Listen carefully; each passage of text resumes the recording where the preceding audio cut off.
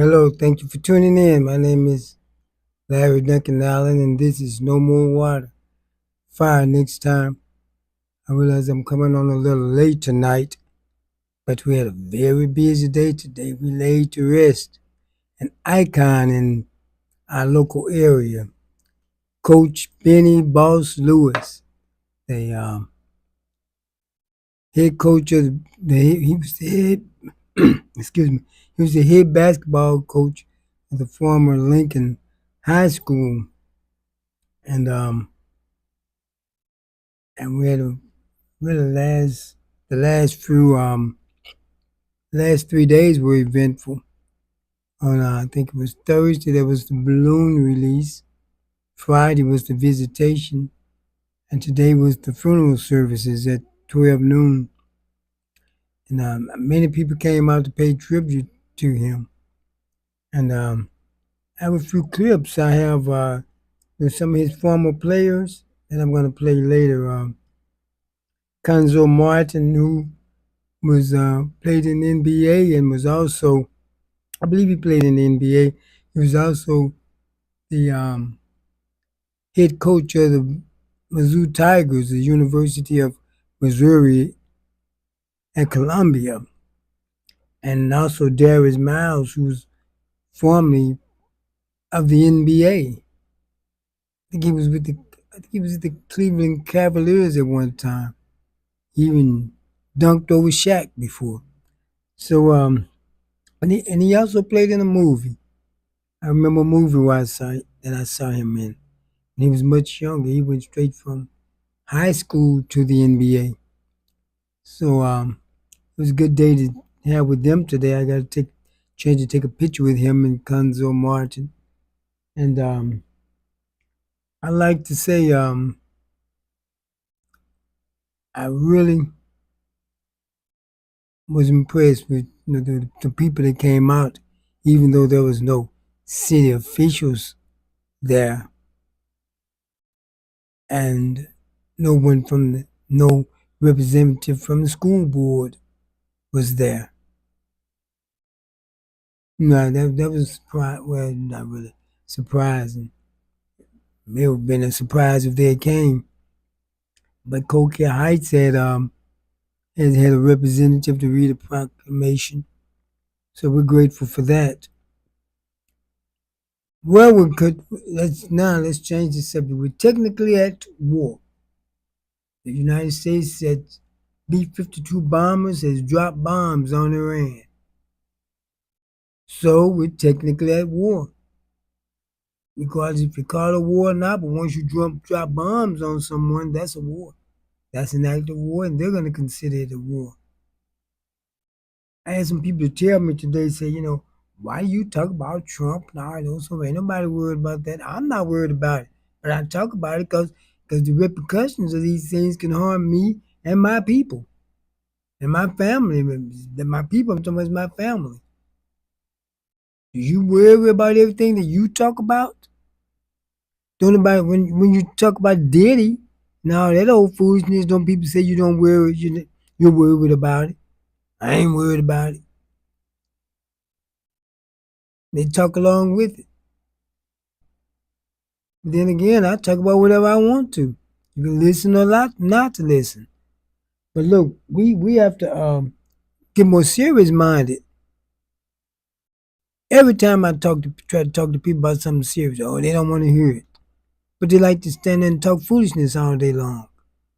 Because let me tell you, the United States is no longer exempt of people bombing us here in this country. We're not used to seeing bombs rain down on our cities.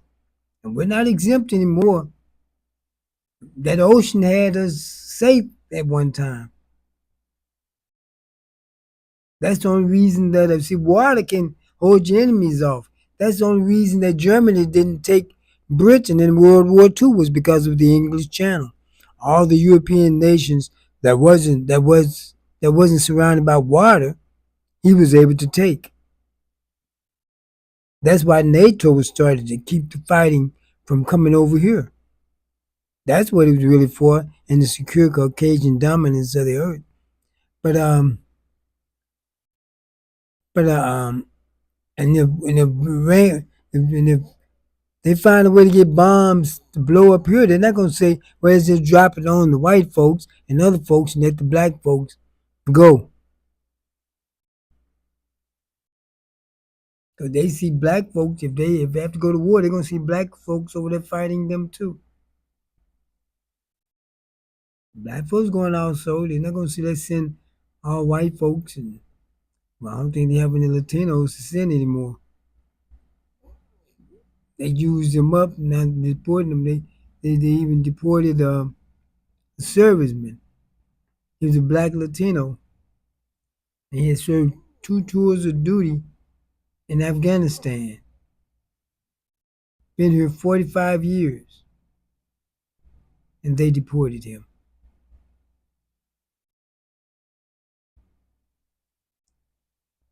I know he has to feel awful bad. Been here all this time and then get deported. Fought for the nation, yet still get deported.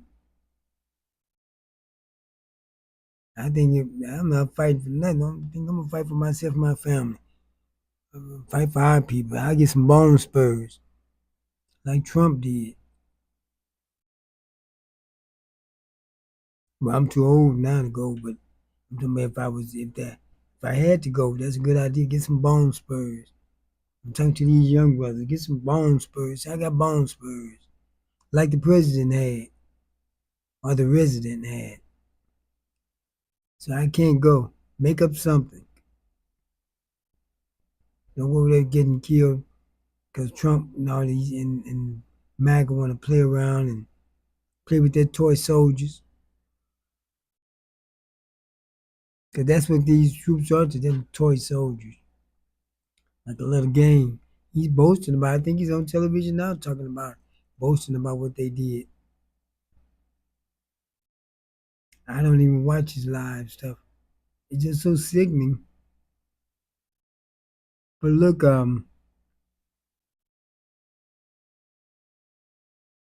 we have to be very careful about what we get ourselves involved in now.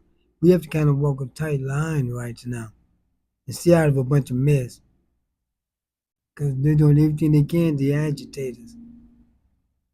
They're saying people shouldn't walk around in masks, but yet ICE has on masks, the Klan has on masks, the Nazis when they come around and march, they have on masks. But you're telling other people they shouldn't wear masks. Don't let anyone run up on you with the mask on and throw you in a van. I'm gonna tell you about me. I'd rather be tried by 12 than carried by 6. They try to throw me in a van. Did you conceal carry?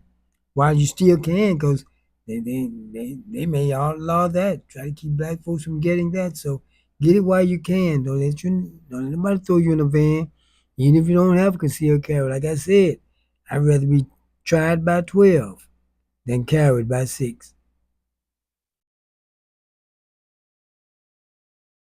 I get tried by 12, at least I got a chance and I'll be alive. Carried by 6, that's it.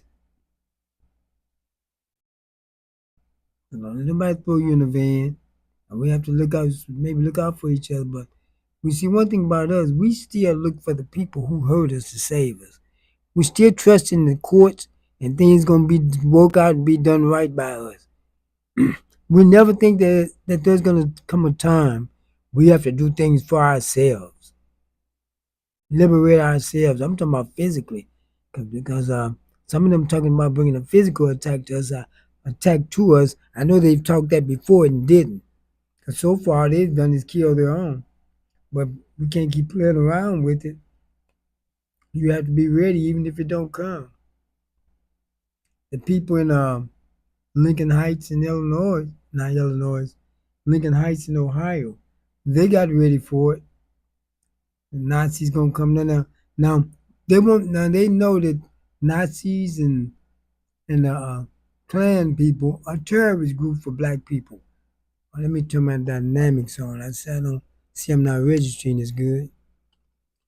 But see what happens is the They don't allow. They said Nazis is a terrorist group for Jews.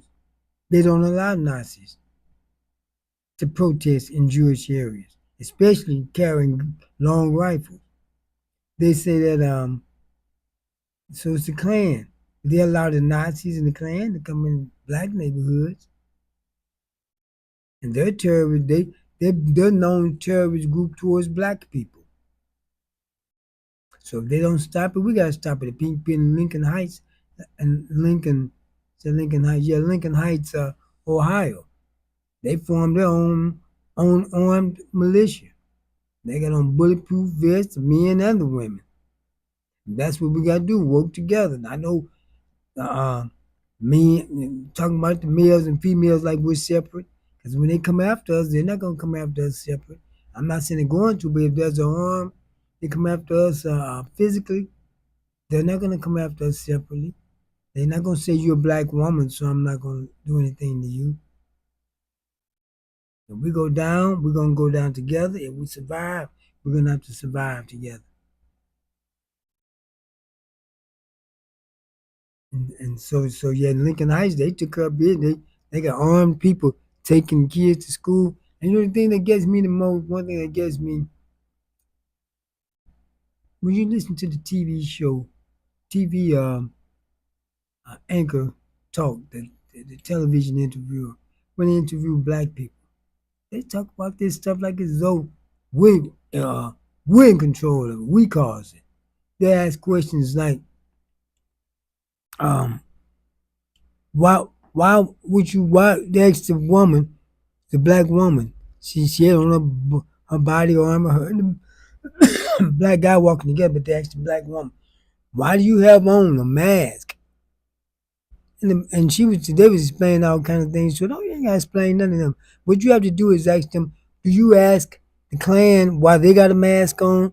Do you ask the Nazis why they have a mask on? Do you ask ICE why do they have a mask on? We said they ask black people that, so we think we gotta explain everything to them. Throw it back at them. You don't have to answer a damn thing for them. Throw it back at them. You don't ask those people why they got it on. I saw who's ask Stephen A. Smith, and he see we try to get these little nice cute answers for these people. You gotta hear him say, we talking about reparations and all. When we gonna stop all of this? We didn't start reparation, and we weren't the cause of it. Ask the people who were the cause. Ask them why was reparations not reparations. What am I talking about? Reparations. I mean, affirmative action. Black people hardly paying attention to affirmative action. We didn't start it, and they have to ask why was it needed. How you gonna ask a black person, and then they were talking about DEI? When you gonna stop it? We're not the one who started, and we were the reason that it was needed to be implemented. I explained this before. They don't ask white hosts those type of questions. Say, when are we going to stop discriminating and we won't need affirmative action? We can abolish it. When are we going to stop discriminating and we won't need DEI? Because see, you hear black people talking about affirmative action and DEI? We don't see nothing we benefit from that because we don't. White people benefit the most from it. But it's got a black face on it. But they ask black people those type of questions. They don't ask, but I mean, I explained this before. Asking black people when we're gonna stop all these different programs like DEI, which I didn't even hear of DEI until after this election, and from the vaccines, like somebody got you down, beating you, bloodying you. They throw you this towel, affirmative action towel, to wipe yourself for still beating you. Then they throw another towel called a DEI towel, wipe a little bit off his blood off. A few towels called rights programs, but still beating you, blooding you up to enact you. When are we going to stop this? That's what it amounts to. You're actually the victim of it. When are they going to stop? But you're perpetrating. And because you throw them a little towel to wipe the blood off, like you did them a favor. And but see, these black people, they need to get people who are going to answer these questions straight and quit trying to put up a cute, pretty, fair. We want to be fair all the time. You can be fair with people who's not being fair with you. I'm not. I don't. If I see you not working fair with me, I'm not working fair with you. Try to get you before you get me. Try to gank you before you gank me. That's just the way I am. I'm petty like that. I go tit for tat. As a matter of fact, you go tit, I go tat tat. You go tit tit, I go tick tick tick. I'm gonna always answer with greater than what you brought me. That's the way you have to do it. They say an eye for an eye. No, I say both your eyes for an eye. A tooth for a tooth. No, knock all your teeth out for a tooth. Always hit with a greater force than what they brought to you. They'll know to leave you alone. And we have to stop playing with this. Quit giving these people they ask get these hoes. They be so pathetic. They get these black folks on these shows and asking you questions they need to be asking the white folks, and the black folks sitting there trying to get a fair equality answer. That's never gonna be equality. Get in our head. We gotta get what we can out of this. Quit trying to be equal to somebody. Anytime you got people that's different, anything you got that's different from each other, they're never gonna be equal. Men and women will never be equal. Black people and white people will never be. There'll never be equality. Things that are different from each other cannot be equal. One's gonna be greater, one's gonna be lesser. But the thing about what the lesser you have to do is outthink that's greater and get what we can out of it. Make the best for our people, and try to build ourselves up instead of worry about trying to socialize with somebody.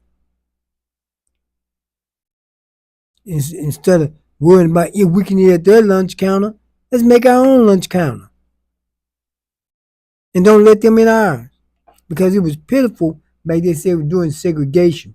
They would select the I see some of you join in. Thank you for joining in. Thanks a lot. Let other people know also.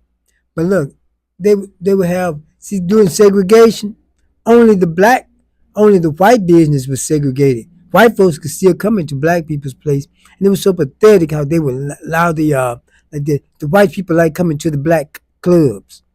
When the white people came in, they made the black people up front get up and give their seats to the white people. They brought out the good china for them, threw them paper plates away.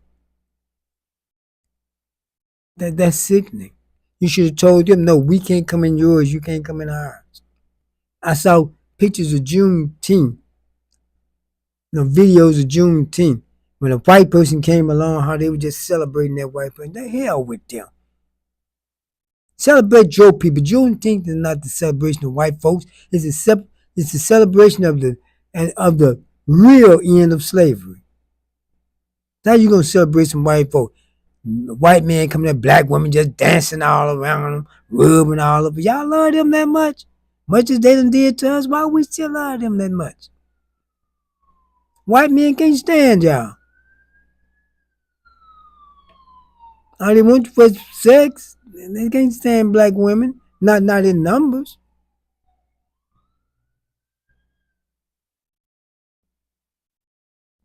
We need to celebrate our own. How you gonna use a black holiday to celebrate a white person? You should have saw that video. It was so pathetic. And it wasn't the only one I seen. When they come to our stuff, it's like they validated. When white folks coming down, it's validated now. The white folks like it. So it's gotta be worth something now. We don't need the validation. We don't need it. Because you're not gonna get it anyway. Not as a whole. But why would you even want it? Because they try to talk as though we don't have morals. We have plenty of morals as a people. We have some individual who does things. But as a people, we're the moral conscience of this nation. If it wasn't for us, only white people would be celebrated. Even the people of color wouldn't have the rights that they have. They got it through the civil rights movement. We've been the moral conscience of this nation to show you what type of people we are as a people. And I'm not talking about them individuals, because a lot of times when we talk about black people, even black people's mind go to the worst one black folks you can think of. I'm not talking about them. I'm not talking about Pookie and Ray Ray or your baby dad or your baby mama. I'm not talking about them. So let's quit thinking about the words all the time. But look, we are not the type of people that you have to legislate our morality. You have to pass a bill to make us treat you right. You have to pass laws for us to treat somebody right. You haven't had to do that with us. Civil rights bill. Why did the civil rights bill have to be made in the first place? Not because we were doing people wrong, not because we were mistreating people. It's the Civil Rights Act. Why did that have to be done? Not because we was doing something to someone. We haven't had to man. We didn't have to have laws to make us treat folks right. We might need them to make us treat each other right, but not anyone else.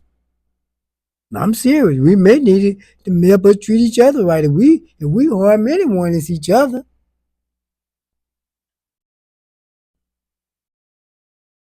And we're unfair to anyone, it's each other. Because we were brought under that same white supremacist white supremacist ideology. We heard the same stuff they heard about black people and white people. And it caused many of our people to hate us. You said, well, every time white people see somebody fighting on Facebook, when it's white people fighting, they talk about the fight. When it's black people, they talk about the race. So does black people. When you see black people misbehaving, you bring up our race. Oh, we can't do nothing right. Oh, who is we? Do you ever hear anybody else say that when white people misbehave? They do a lot of it. Do you hear them saying, oh, you can't take white people nowhere? Oh, white people, their own worst enemy. But you hear black folks saying that. It's nothing they do to us that we don't do to each other, but we don't do it to other people. You said when the police confront a black person, they come out real mean and nasty. We do that to each other. You go up to ask a black person a question. They got to look on their face. Oh, what the hell is N-word want? That's what they thinking. That's the look they have on their face. Like they expecting some mess out of you. So how are we treating each other any different than the way other people treat us? The only time we unite is when they just come after us and we don't like what they did. And once we get over that, we black folks go back to loving them folks. We treat white folks like a person got a lover who won't return that love, and you get angry when they do something. But then after that anger wears off, you go back to loving them. Why come we can't treat our own like that? They haven't shown you any love. Oh, they do some things to help us. Oh, if you need some supplies or some type of charity, they'll help. Give away stuff. Except when it's a homeless person because their homeless people has to come to black areas or they can't get any help.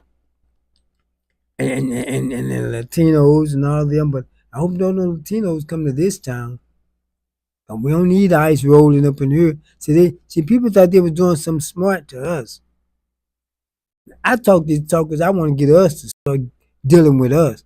Quit trying to deal with everybody else. Because it may come to that. See, people thought they was doing something smart when immigrants came here, and the Latinos and those from Europe everywhere. Because when those from Ukraine said they didn't want to come to a black area, we didn't want you to. Well, we want you in our area. So you got a lot of nerve bombs raining down on you, and you go out yourself going to talk about you don't want to come to our area. No, we don't want to go to yours. And in Ukraine, when the bombs first started falling, they made sure they got all the white people out who want to leave off first and made the Africans wait. Y'all heard about some of that, didn't you? But look, and see, you said, well, you talk about this stuff all the time. I'm going to keep talking about it. Because we got to get in our heads. We're going to have to start dealing with each other. Because these other people, they don't like us. Even though people do help us, still you don't depend on the help. You think you're grateful for their help, but you still have to depend on yourself. But look, it's a net flying around here. These lights attract them. But they said they didn't. I'm gonna get back to what I was saying about they didn't want to come in our areas. We have a large Latino population down in Fairmont City. They all talk about how they don't want to come around black people trying to get out of the East St. Louis school district. Excuse me. But you know what? Now we're grateful that they didn't come in our areas, come and live among us. Now ICE don't have any reason to come in our neighborhoods because if we allowed them to come in, ICE would have a reason to come and bother us. So it was actually a blessing in disguise. But look, I'm going to play you a clip of Darius Miles, Nick Cannon speaking on Benny Lewis. It's about a 2-minute clip. Watch, I'm going to take a break and I'll be right back.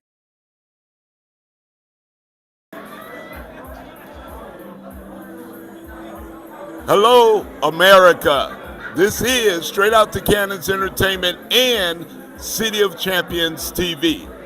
We are here with one awesome individual, and we are here celebrating the life of legendary coach Benny Lewis.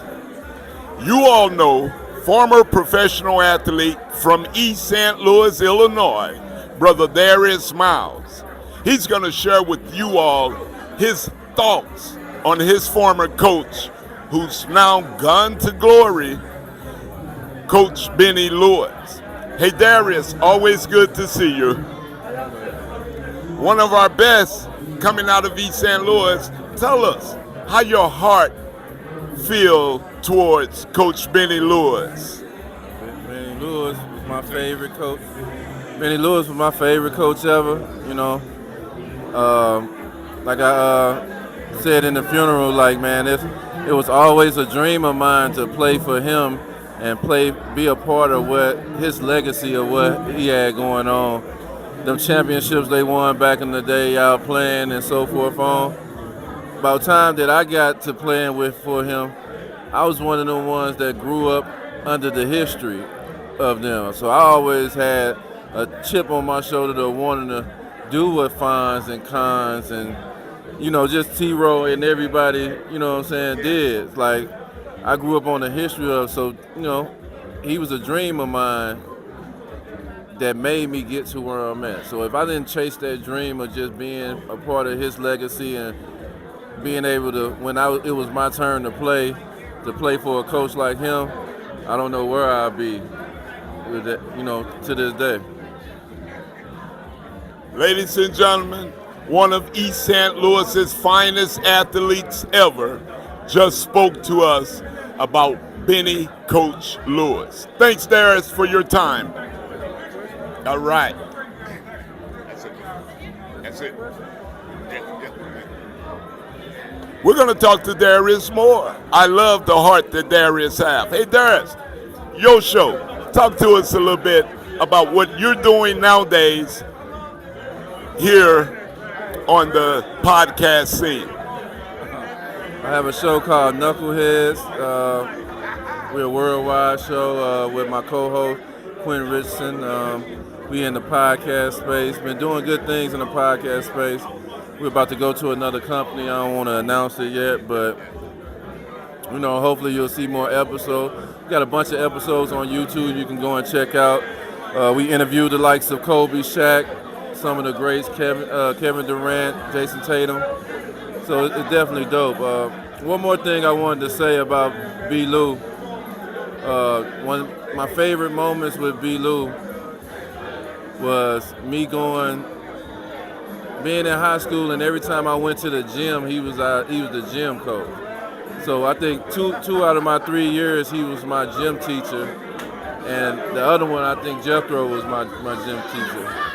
But them moments, being around him Monday through Friday, 3 school years in a row, and just getting to sit with him an hour Monday through Friday, and just having talks that really don't have nothing to do with basketball, but just talks about life. You know what I'm saying? Like I said, I'm very appreciative. I feel like I'm one of his kids. I'm part of the family. They always welcome me with open arms. But he mean a lot to me, and I think he mean a lot to my career and who I became. Like I'm a product of his legacy. So for me to be the guy that goes straight out of high school, it's all really praise to him. Darius, totally awesome. We thank you, brother. Our hearts are felt by you. Thank you. God bless.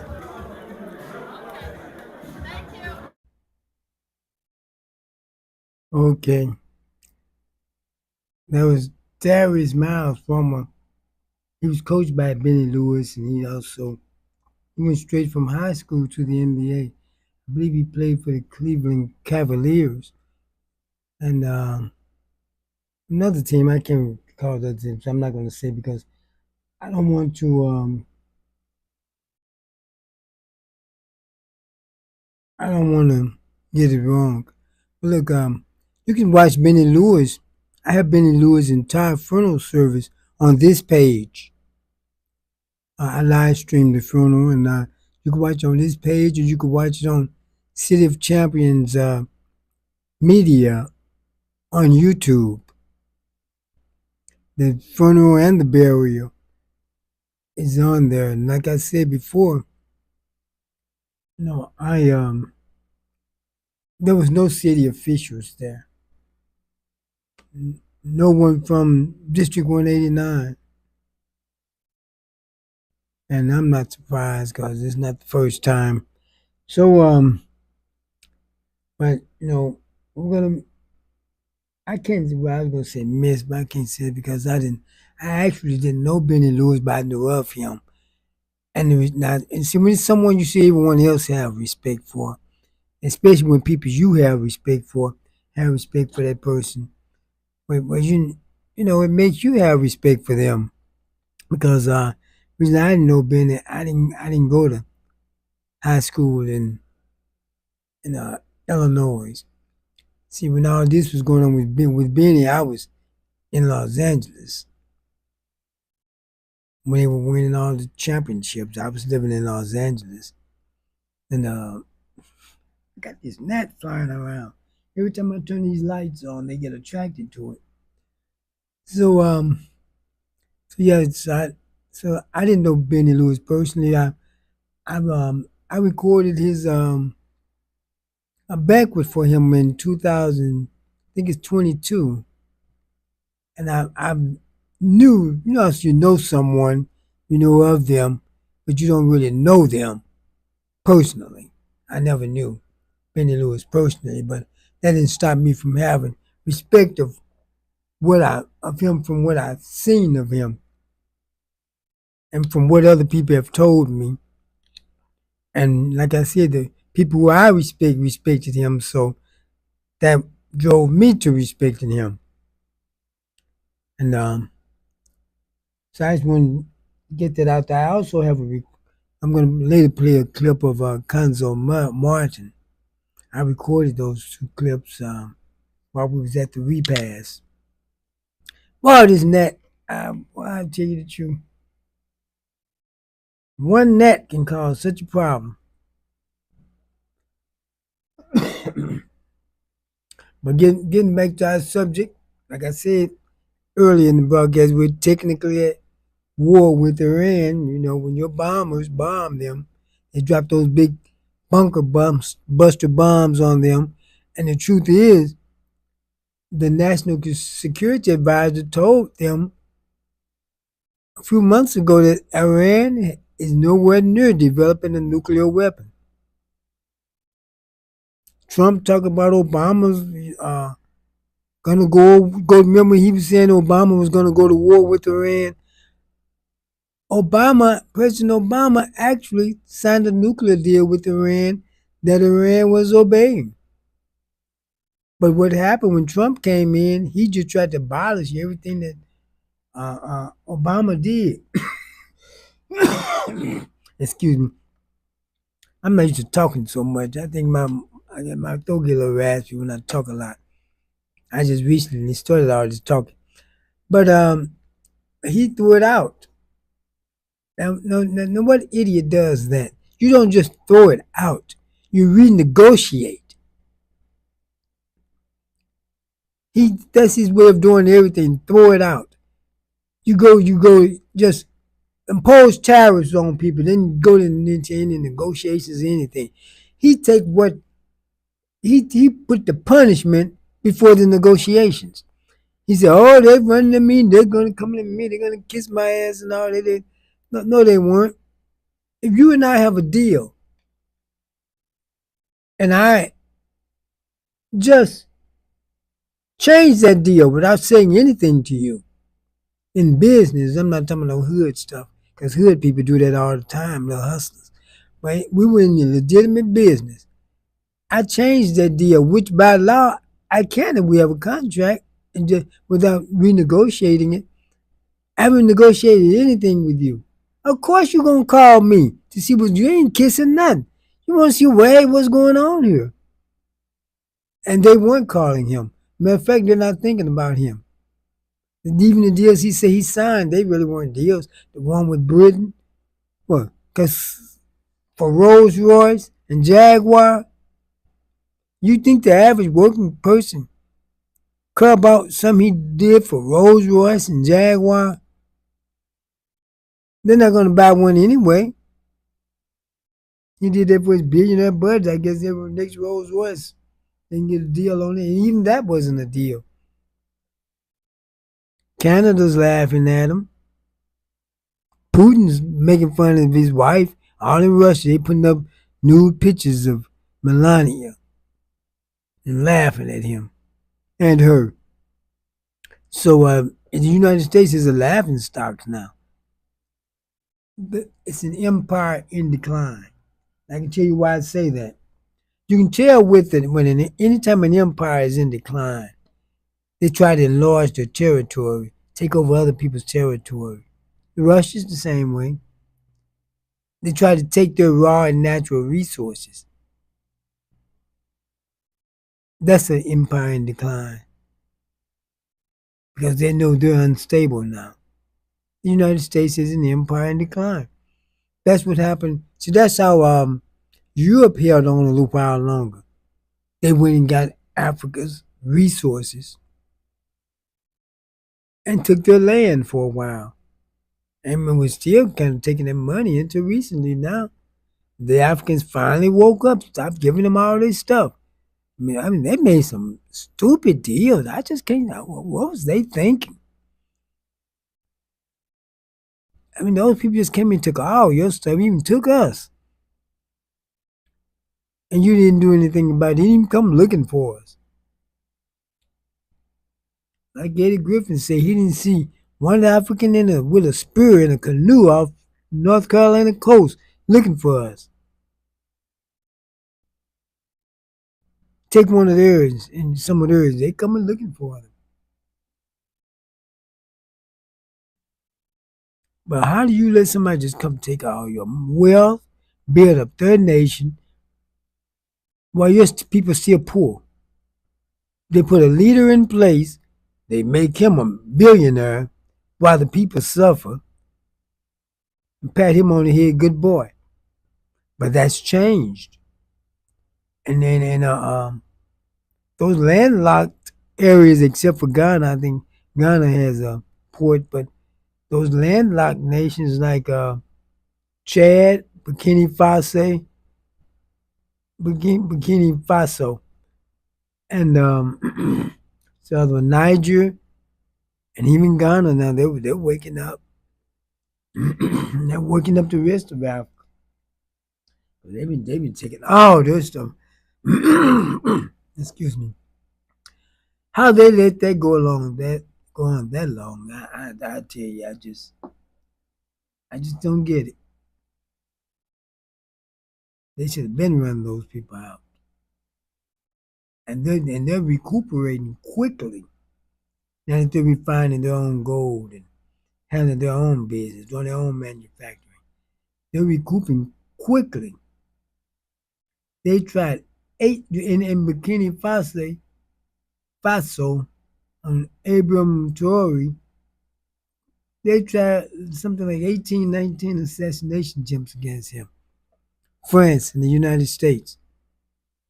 He's a very good intelligence network. They've killed out other African leaders.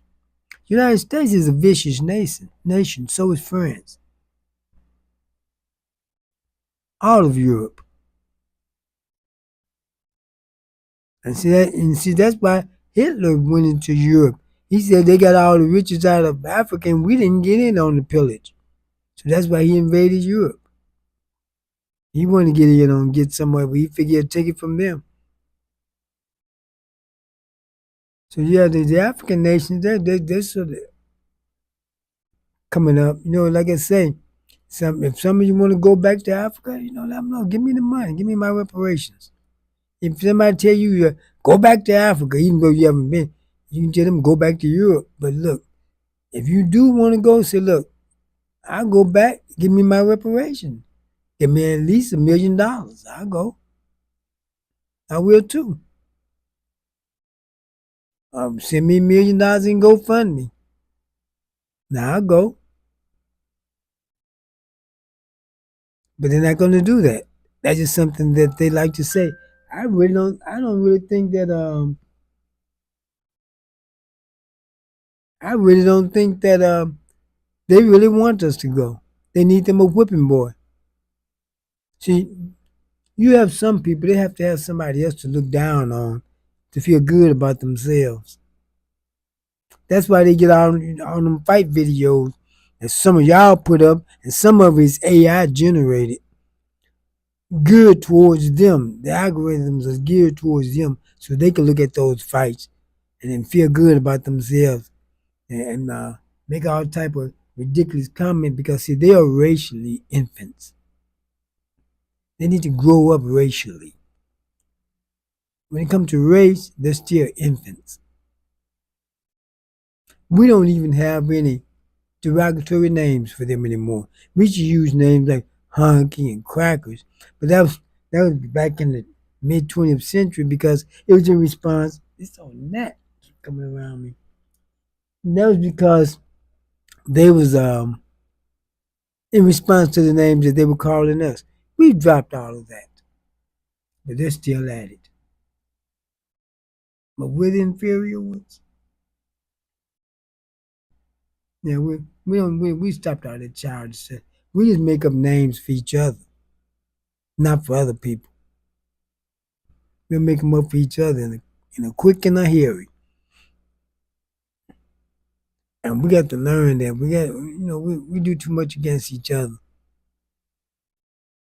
We can't even have a disagreement without start cursing each other out. Stick to the issue. Stop calling that name card. Stick to the issue. There won't have to be no fights. But I know you can't. You know why? That's the way you were raised. Many black parents, especially the mothers, bullied the children. That's not raising them. They were raised by bullying. Cursing them out, screaming at them, yelling at them. I see you still doing that in the stores. But I don't see the fathers doing that. The ones who be with the man, he don't be cursing them out and he listens to them. Women need to start doing that too. Have a little more patience with those kids in stores and when they try to tell you something. Because bullying those kids is going to make them go violent and do just like what they're doing right now. I know y'all me getting angry to me. Why you talking about the women doing? I gotta go by who I see doing it. I'm not gonna say the men do it when I don't see them doing it. And if they do it, it may not be a whole lot. Maybe you've seen it, but it can't be a whole lot. I know I haven't seen it, and I'm some of everywhere. People tell you they see me some of everywhere. Yeah, so yeah, we have to stop bullying our children and yelling at them. Because when you bully a kid and yell at them, that make them emotional. Because I never seen a bunch of emotional men like I see now. And then a lot of women would say, I want to see his emotional side. I know you don't. Men are not built to be all emotional like that. because one of his strongest emotion is anger, and you may regret wanting to say that emotional side. You deal with him like he is instead of trying to make him into something he's not, because you would want him to deal with you like you are. Because why would a person get with someone and they want to change them completely? Shouldn't have got with them if you're that dissatisfied with them. Say, oh, he's not the one man. He's not the man that I first met. She's not the woman I first met. Of course not. You've done everything to change them. Let them make their own changes in their own time. Um, I know I changed subject, but I got a habit of doing that. I'm here by myself. Like I said, I have guests coming pretty soon. They used to come on, but now they don't want to come on with me anymore. Because we were talking those nice, safe subjects. And especially when I mentioned something about the Jews, they shot. See, black folks scared when you say something about Jews. Well, everybody's scared when you say something about Jews. But I say something about whoever I want to. They talk about us. That's right. I talk about whoever I want to. I'm not on no network. They're not paying me no big money. I'm not looking to get on one because the networks can't say anything anyway. They're under government sanction. They're being turned into regime news.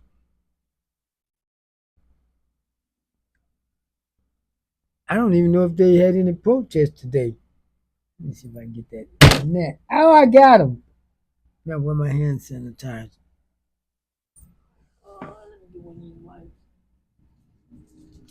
Oh, one net can just. Have you ever just had this one fly, this one net, just flying around, and boy, it just give you all kind of trouble, and you just keep coming after you. I heard one person say, gnats and flies are smart. How smart can you be trying to take on somebody that over you the size of the Empire State Building or the Sears Tower, and you keep coming at them, they swatting at you. Just imagine King Kong swatting at you, and you keep coming after them, keep coming back for more. That's not too smart to me. Set this over out the way where you can't see it. But I'm glad I got him. He was giving me fits. He heard whatever it is. Everybody like to be inclusive now. But look, yeah, and I was talking to someone. They changed subject again. We were talking about they were talking about all the. I mentioned how when they talk about all the, they have those protests. They talk about all the disenfranchised groups, and they talk about. I'm telling you, this is what they say every time, and we was excluded each time. They say women, Latinos, people of color, and they talk about the homosexuals, but they never mention black people. I heard a black woman when she spoke. She said black women, people of color, immigrants, Latinos. She mentioned the homosexual. Now, who did she leave out? Black men. Now, black man wouldn't have done that. He would have said black people. But look, they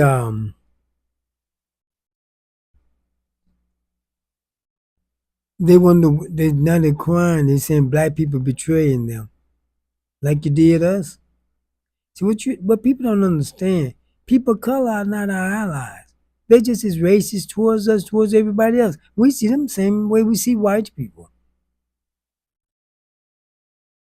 They mad because they the new N words. They helped call us the N word. People of color called us the N word.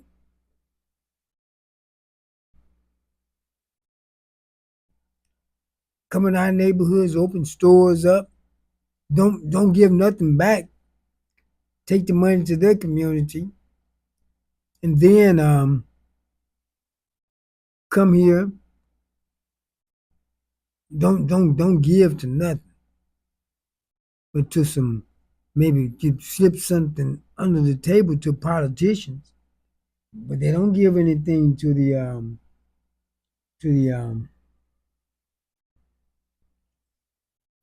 to different causes they have in town. And our organization has to start working together. I saw none of the sororities at the coach funeral. I remember when the little, well, our people here in this town, I'm talking local now. I'd rather talk local stuff, but I'm talking a few local stuff tonight because I was at mostly local events today. But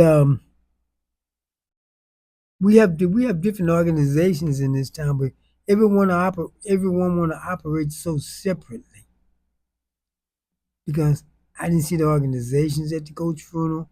I remember a few years ago when the children was burnt up in the fire, the five little children on 29th and State.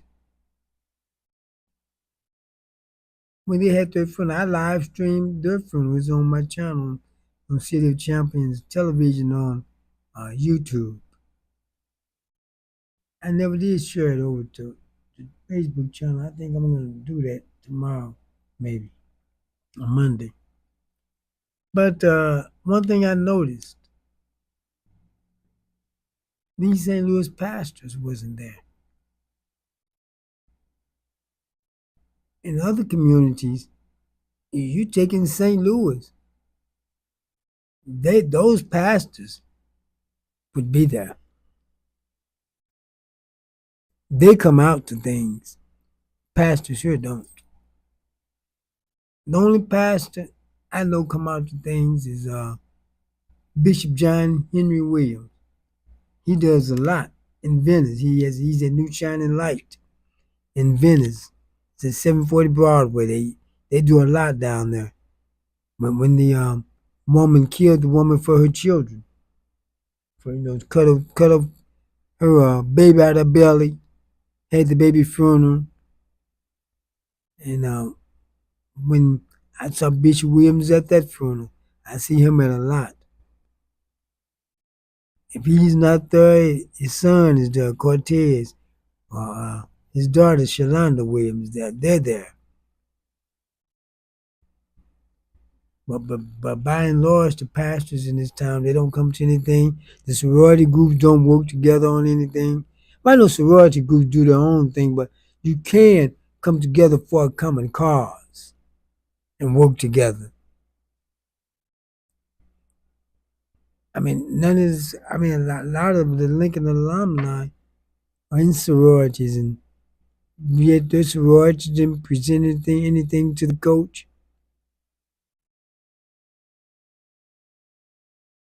And that's one thing I was disappointed in. The regular layman was there, but the officials wasn't there. I didn't see any officials there. And the reason I brought this up is that we don't work together on things.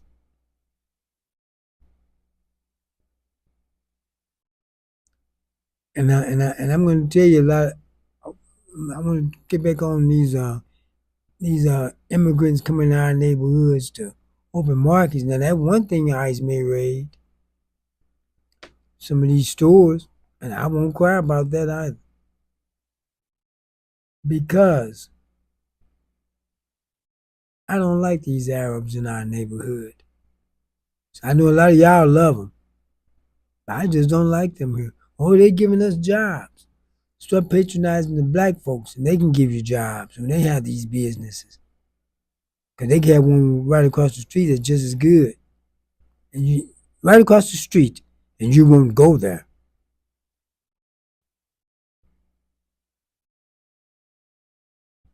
Some Africans opened the store across the street from me. They bought it from the Arabs. There's this fat black woman in there every day. When they first opened up, I wish the Arabs, those y'all say Arabs. I wish the Arabs was back. She don't know how much of a fool she sounded saying that.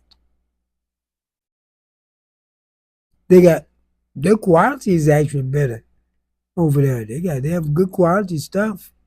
You say, well, Black folks don't treat you right when you come in the store. They don't. Those people don't always treat you right. I know those Asians don't. They treat you like give me your money and get up out of here. They're not all nice and sweet and kind to you, but you keep going there. That Rice House on 38th and State, they almost had a traffic block. And you know one thing I noticed? I'm gonna show you something what we do. Anybody that causes some mayhem, we seem to like them. Like Trump, like how more he got more votes from black people because of chaos he brings. Though you notice one thing about that Rice House on 38th Street, they was barely getting any business. Barely getting in business. You know when they start getting a lot of business? After COVID. When they said that the Asians brought COVID. Or they was responsible for it.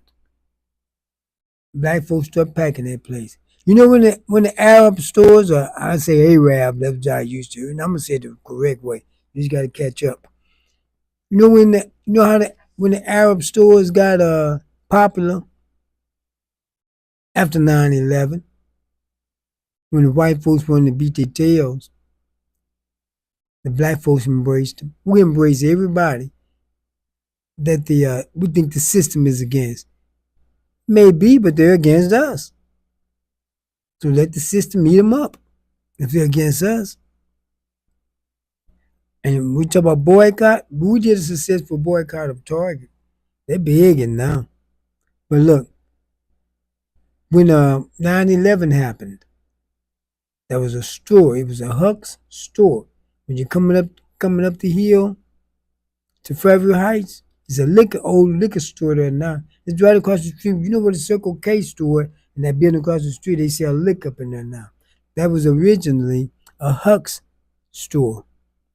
But what happened during 9/11, they took the opportunity to price gouge. I think the gas was like $20 a gallon.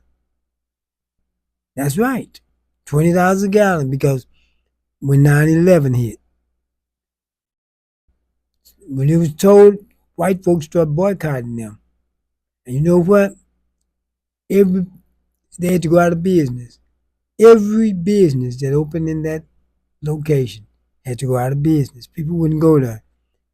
Somebody finally opened up a liquor outlet. Now they're still in business. They'll probably stay in business. Well, I'm pretty sure they will. They've been there quite a while now. But it seems like whoever the system is against, we embrace them. But the problem is they don't embrace us. Everyone that a calamity happened because of their people, black people embraced them. But they didn't embrace us. Have you been into in these foreigner stores in white neighborhoods who deal with a lot of white people? Those Arabs are a completely different creature. So those Indians and all of them, they're just as courteous and nice. Because they know they better not come up there to them white folks with that mess. I got to get white folks credit. They don't take just anything. Sit back and talk about it. You keep going in there spending their money. I can't stand these people. Keep going in there spending money.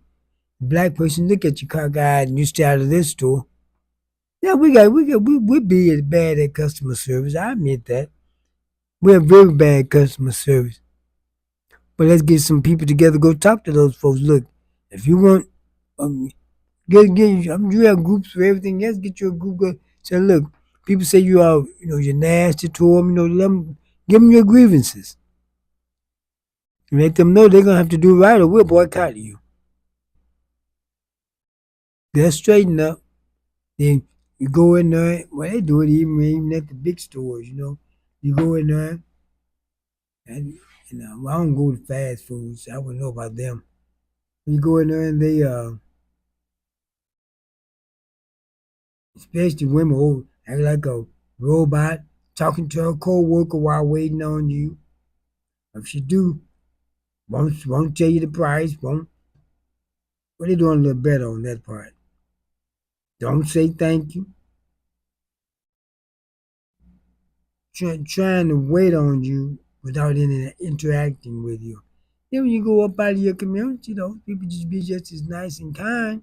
Maybe that's why the people drive out of their community to shop.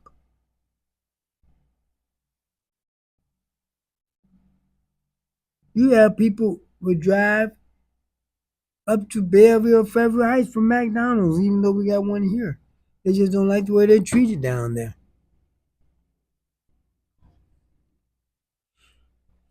I can't blame them. But if I eat McDonald's, I'm not driving all the way up to Federal Heights with no McDonald's.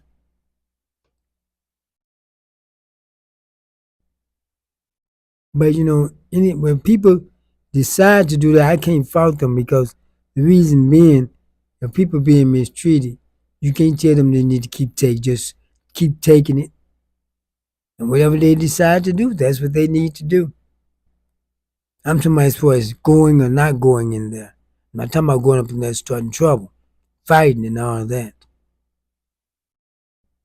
Because we're gonna have to start with us.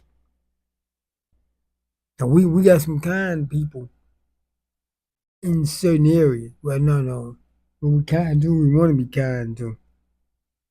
But in certain areas you go to, all the people are pretty nice. Because because everyone's not gonna be nice to you. Let's face it, even at church. There's certain people who even speak to you.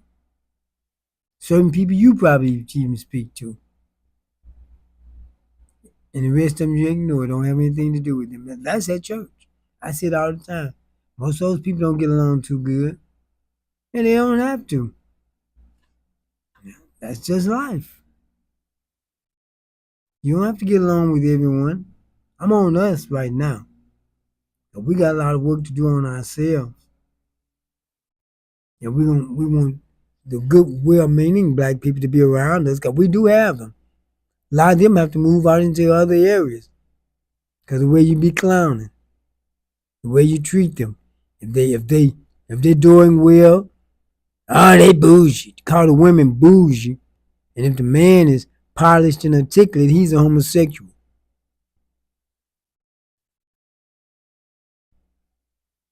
They're supposed to be bougie. They're supposed to be polished. You can call it bougie if you want to, but bougie is just a woman who's refined. She's a lady. She's refined. That's where she's supposed to be. That's where you should be. And the man, he's polished and articulate. What the problem is with us many times? When we get a hold of a lot of money, I'm going to keep it real. I'm going to stay the same. Keeping it real what? Hood? You got to be a hood. Hood folks is the only ones who can keep it real.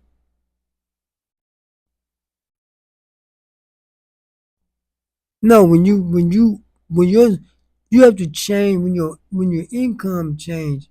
You have to change your. That's not just your economics, but your social economic level. With more money coming with more responsibility, you need to learn to behave yourself better. And the more you make, the more you try to learn how to conduct yourself. Because you can't go around these upscale places and think you're going to bring that mess to them. That's why when you see some hood women go up in a nice restaurant, they go up in there fighting and arguing. They're out of their lane. And they want to bring that mess up to there. That's why they say, well, a lot of time when a black man, he get rich, he go get a white woman. He's going to get who treats him right. Here, in my place, City of Champions Studio, we have something up here. And I tell people, watch the way the other women, non-black women, they come here, they speak to me, they shake my hand or something, speak to me, every last one of them.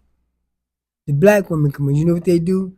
I speak to them, head go down their phone, or they look away. Only the older women will speak to me. The young black women, they're not going to speak to you. Now, if you're out in society, every black woman you see jerking her head away, looking down there for everything she can not to make eye contact with you or acknowledge you or speak to you, yet you're a man of means now. But yet you go around these other women that are treating you nice, like I said, the other women do when they come here. Who do you think that man is going to select? Why should he get you? Because you black and you ignoring him in his own place. I have black women coming here like we have a group thing here. They're coming here and never looked at me all the time. I'm know it's my place. How you gonna come in my place and ignore me and act arrogant with me in my place? And that's the majority of you. Do everything they can not to make eye contact with me, even if they have to say something to me.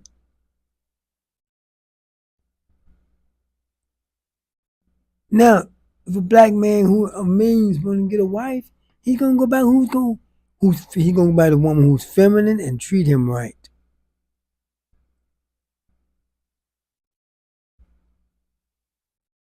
Not by you because you got a big butt and some big hips.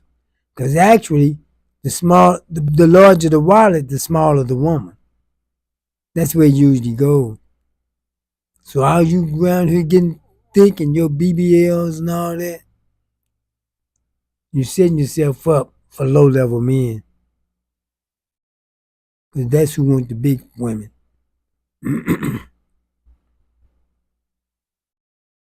So we got a lot of stuff we gotta get together.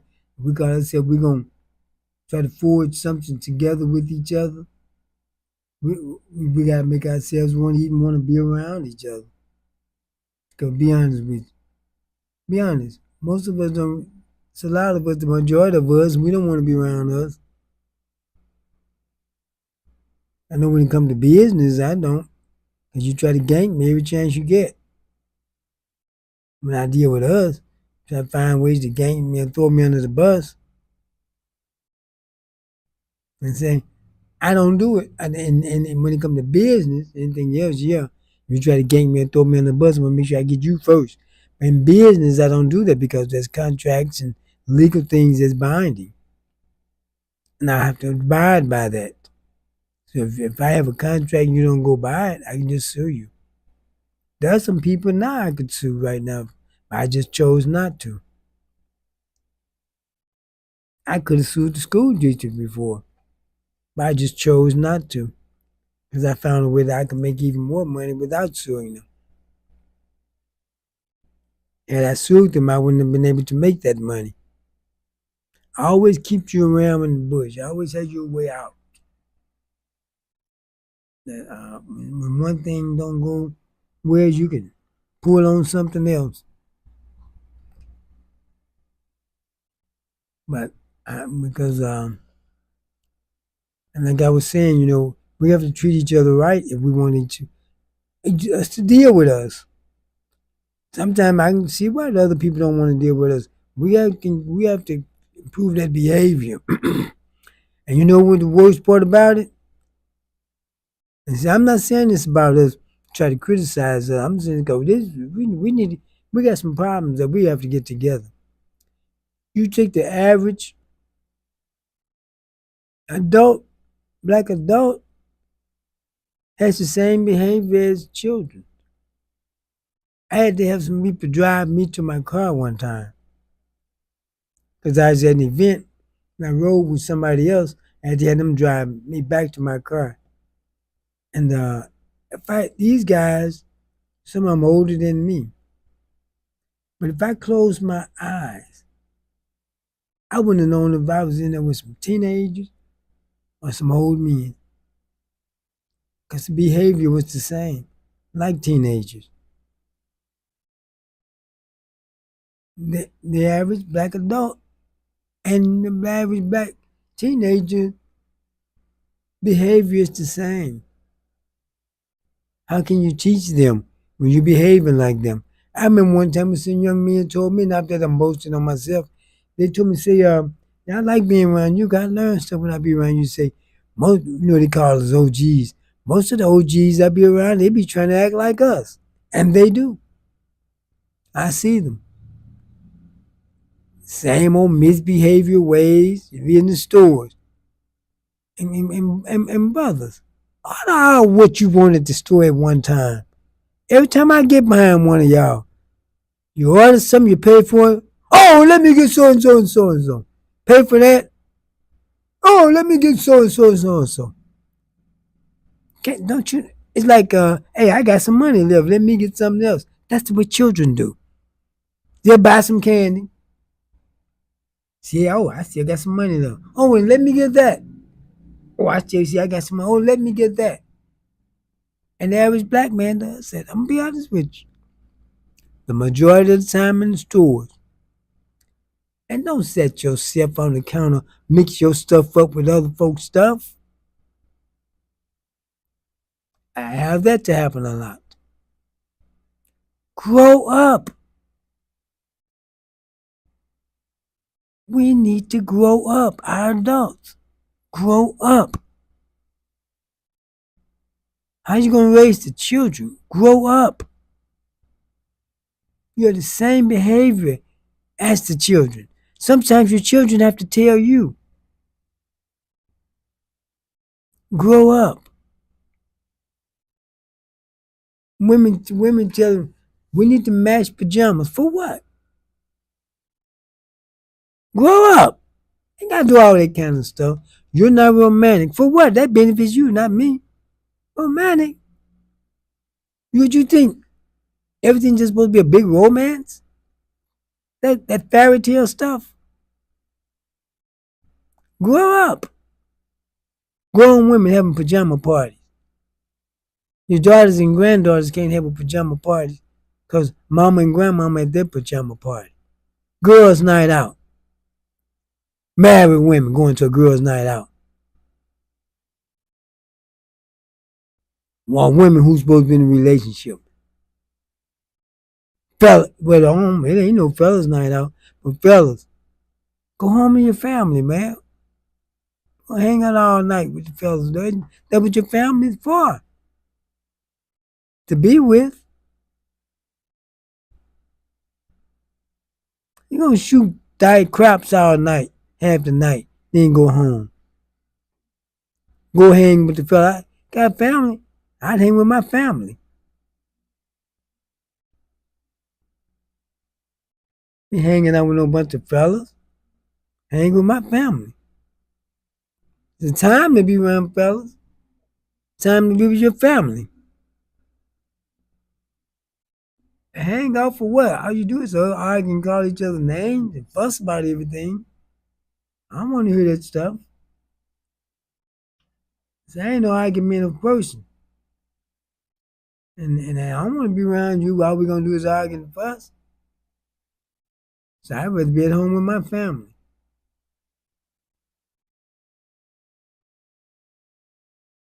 And we got to grow up. The adults got to grow up. Quit looking for fun time and look for ways to try to get some things going. It's okay to have fun. Everyone's supposed to have fun. That's why I said when the people saying black people, all this going on, black people putting boots on the ground. Yeah, we can do that. We don't have to sit in the corner, woe is me, what's going to happen? Black folks had fun during slavery. Because you're in the bad, you got guys sitting up in jail having fun. It's not that they're satisfied with their situation. That don't mean they're just going to say, lay down and curl up and suck on their thumbs. People have fun even though everything's not like they want it to be. Many times, poor people have more fun than the rich folks do. Because you do just basic stuff and they have fun. So, don't let people stop you from having fun because you may going through a bad time. You can still have fun. We can dance, we can have parties, we can put our boots on the ground, and we can electric slide. Well, that's gone, I think. I don't know what kind of line dance they have now. But we can do all that stuff if we want to. We're just not one-dimensional people. Don't let people steer you out of having your joy and your fun. I'm just saying, let's have adults. We need to do things as adults because our behavior is not much different than our children's. People say something don't like, you ready to fight. I think that's where your children get it from.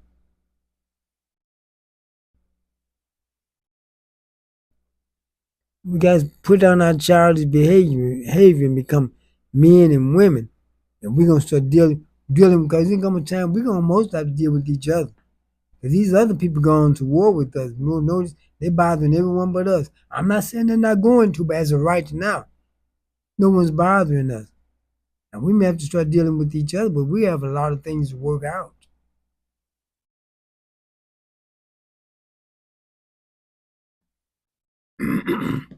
So, well, what about the black man with the white women or the black woman with the white men? So what?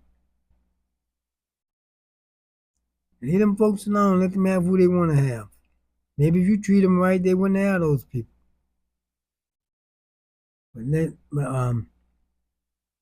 Because I don't fault anyone for who they choose to get with.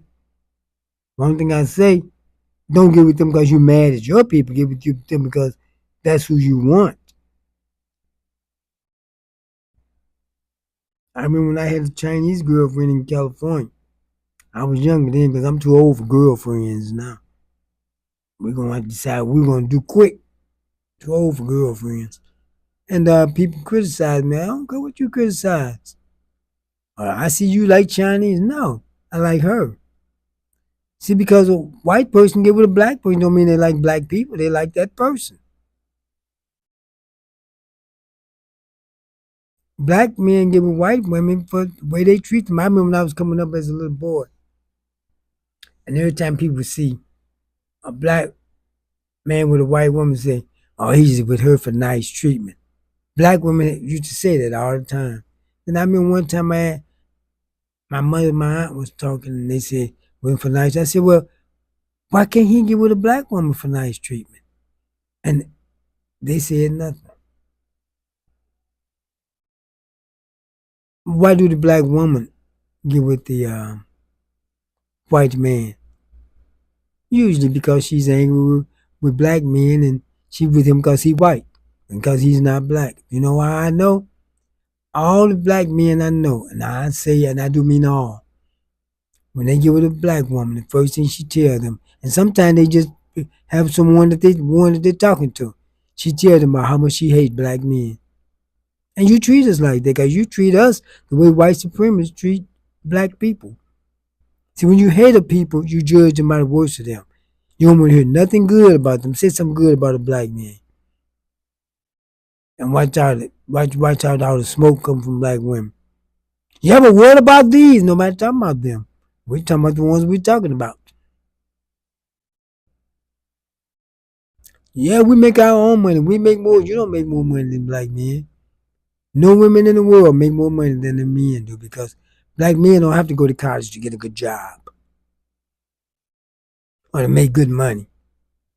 Cause most of you degrees you get, you're not being doctors and lawyers. Most of you getting them OBS degrees that really don't amount to anything. Sociology, biology, and political science, business administration. And you have those high student loans you can't even pay back with that money you make. Man go and get a job at a factory warehouse and make more than what you make.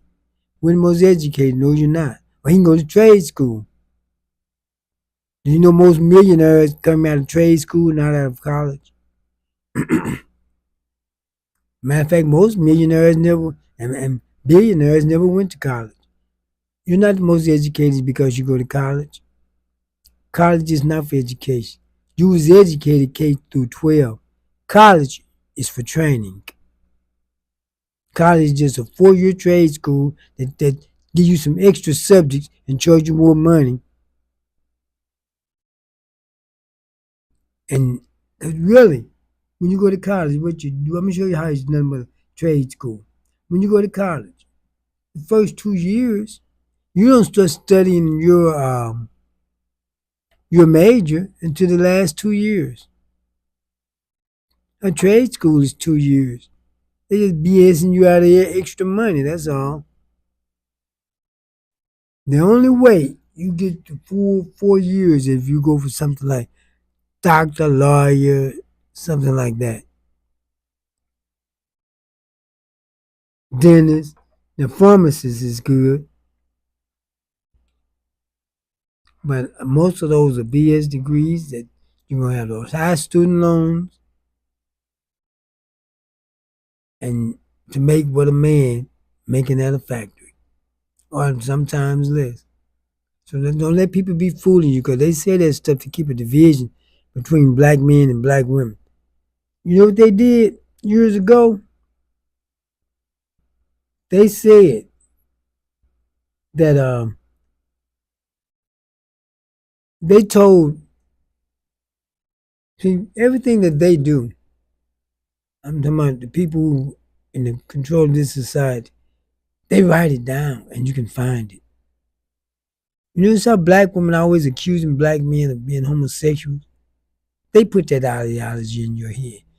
When I was coming up, the only homosexual you knew of was white men. May have been some black ones, but you didn't know of them. The only time you was saw any black homosexuals is when you went to church. Now that's right. Y'all know I'm telling the truth. Known homosexuals. But they said it was gonna try to make black men the new homosexuals. To keep a division between black men and black women. So black women, that division y'all have with us, you didn't think of that. Like they fed you propaganda. White people, they full of propaganda. You see the stuff they say about black people, how silly they sound? They don't realize that they've been fed a lot of propaganda about us. All those fake fight videos, the algorithms go towards them.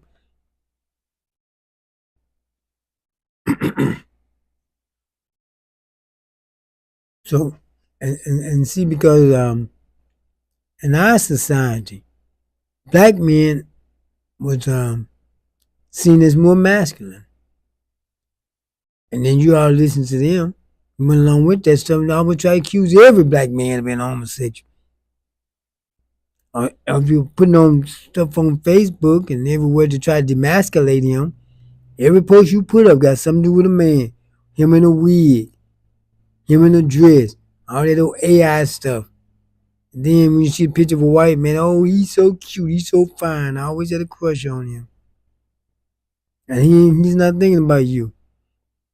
Outside of outside the motel room. So I tell you the truth, you can prove me wrong, prove me wrong, I'm gonna have a call in line, so you can prove me wrong, do it. But I know what I'm talking about. I wouldn't say it if I didn't know it. I don't say what I don't know. If I'm just saying what I think, I'll say so. But I don't say what I'm thinking, so and so. I'm saying what I know, and you can look it up for yourself. Or you can know it, and if you can't look it up, you can know it through a pattern of behavior. Facts can also be established through that.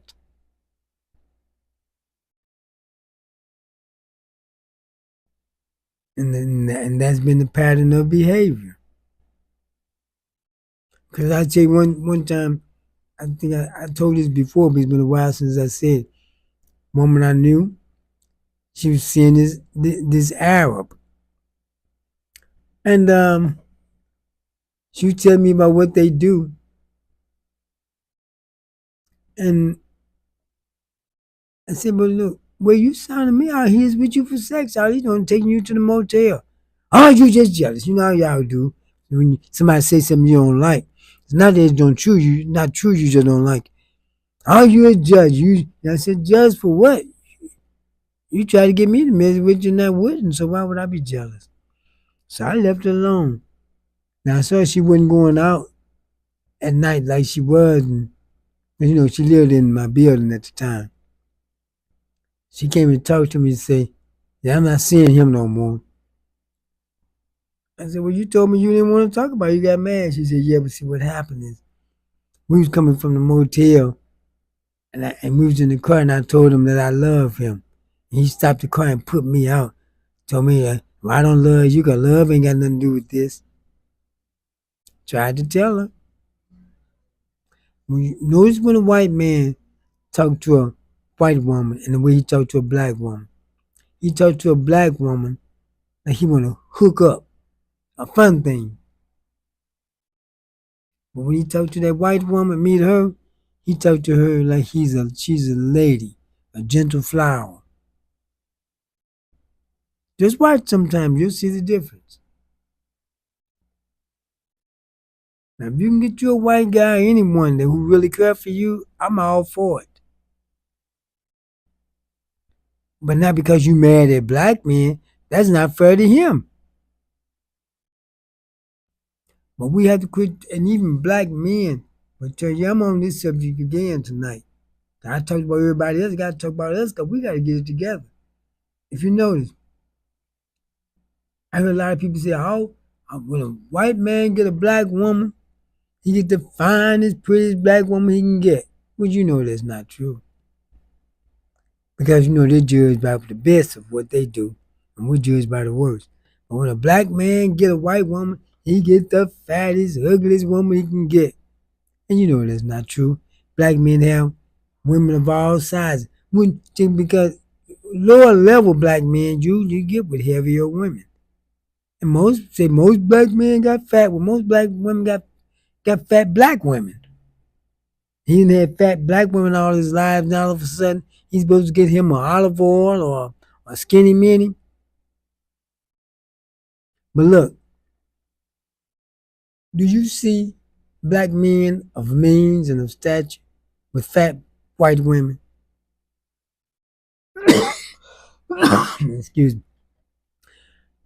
Just like you don't see black men of means and stature with fat black women.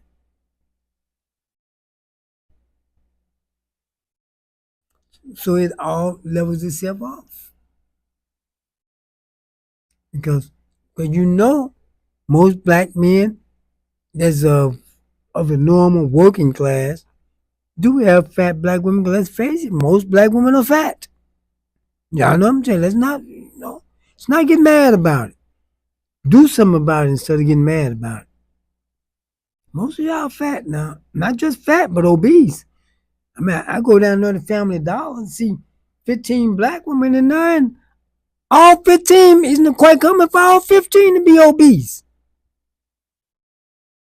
That's out of hand now.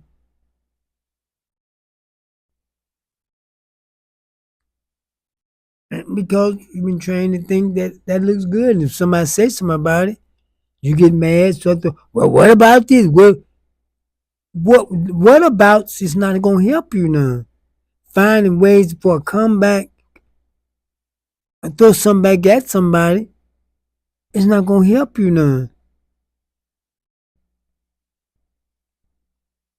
The reason I'm talking about the women because I'm a man. If I had a woman on here with me, I'd let her say what she have to say about the man. But I'm bringing the male perspective. Serge, besides, you all have heard the female perspective long enough. You know, and I remember when Kevin Samuels came on and women got all angry with him. They weren't used to hearing that. You know what that reminded me of? There was a time, I'm going to show you how like I made the parallel between the white supremacy and black women. You all were so angry at him and just about glorifying when he died. Or when we wished them all died, I saw black women with the praying hands, giving condolences to his family. All he did was spew out hate against black people. Many of the women was like Vivica Fox was glorifying when Kevin Samuels died.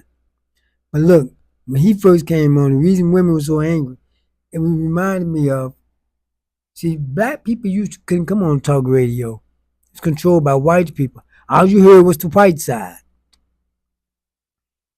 You called in, you couldn't get on, especially like KMOX. Maybe they handpicked few who talked like them. But then came a man by the name of Onion Horton. Now y'all remember Richard Onion Horton?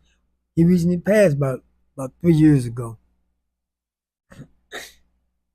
Onion Horton was a black man who didn't play around. He told it like it was. But he, not only did he come on as a black talk show host, and he was very well learned in what he was about issues. He came on a white station. Those white folks went crazy. They weren't used to hearing that. They weren't used to hearing the black side. You see how I'm putting all this together? Black women aren't used to hearing the black male side. They used to hearing black women tear black men down all day long. Then when the black men say, "Small, you just bashing black women." Well, maybe you need to be bashed.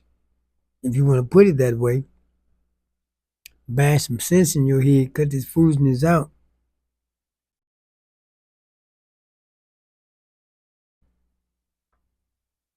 And see, many times, I say this that to say this, many times when you don't hear the other person's side, and all you've been hearing is the people who side with you. When the other person's side come out, they'll sound crazy to you because you're used to people who backing up what you say and go along with what you're saying, who think the same way that you think.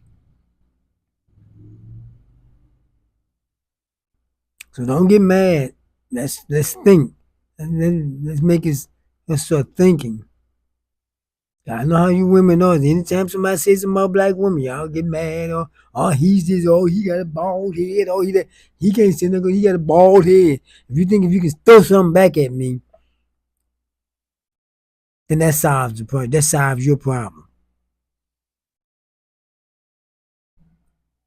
They'll tell me, oh, I may be fat.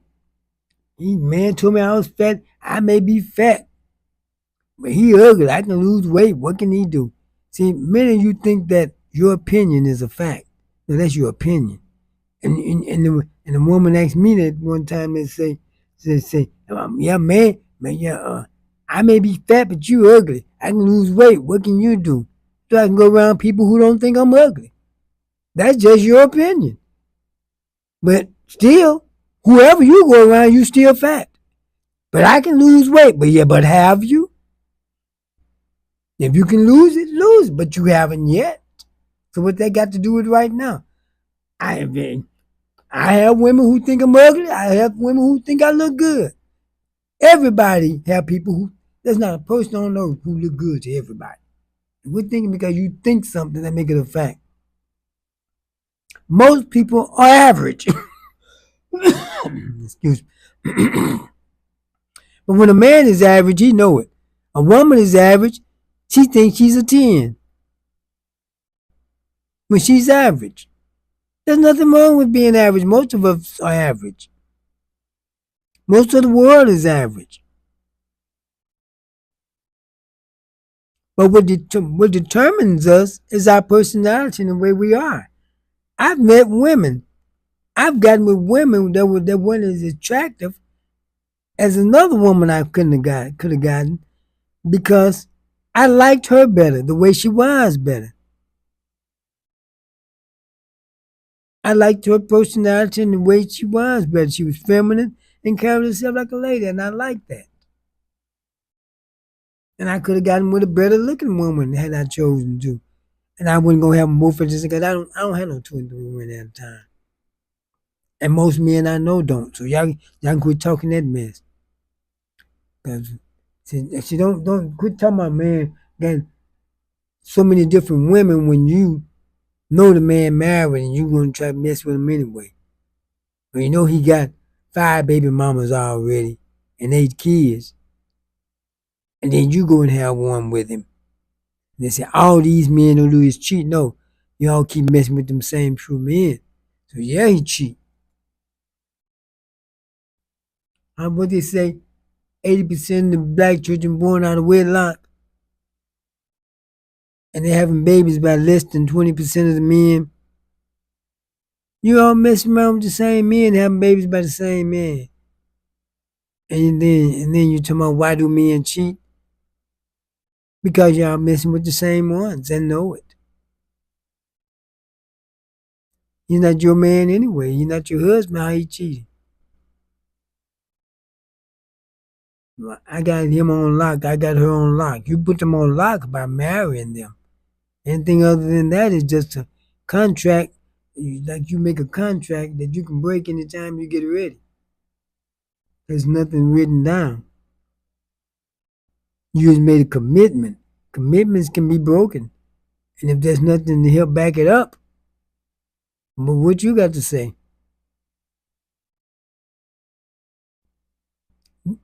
Get your husband or wife. And then you can talk about who's cheating or not. As long as I'm not married, I'm not cheating. Which when I did have a commitment with a woman, I never broke it. Because I don't break commitments. And if I felt I wasn't ready to just deal with no one woman, I wouldn't have made the commitment. And fellas, y'all need to do that too. You're gonna commit to the woman, commit to her. Even if you're not married to her, commit to her. And if I'm not saying commit to her, but if you commit to her, don't do it if you feel you not ready for no one woman. Because some of you do it knowing you're not. When some of you get with the man who you know not going. Look, if you take a man from another woman, you get with him, and you think that's going to work, because let's face it, a lot of you women claiming about the man cheating, that's how you got him. He had a woman or a wife, and you cheated on him. You help him to cheat against her. Because see, women don't think cheating is cheating when they do it. Or if they just think cheating is cheating when they get cheated on. They help a man cheat against another woman. But then that's not cheating. That's just him cheating. It's okay for you to help him cheat, but then when he cheat on you, now that's a bad thing. You got him through cheating. What do you think gonna happen? And you women like men that's with other women. Because I know there were women who wouldn't even speak to me till they saw me with another woman. And man, many men tell me this. I said, man, she wouldn't even say nothing to me, man. She saw me with my woman and my kids at the mall, and man, she been all up in my face ever since. Ever since she saw me with my family, she been all up in my face. I said, well, you got a family, why you letting her up in your face? That's the way you handle that. Don't jeopardize your family over some coochie. Because that's all you want from them.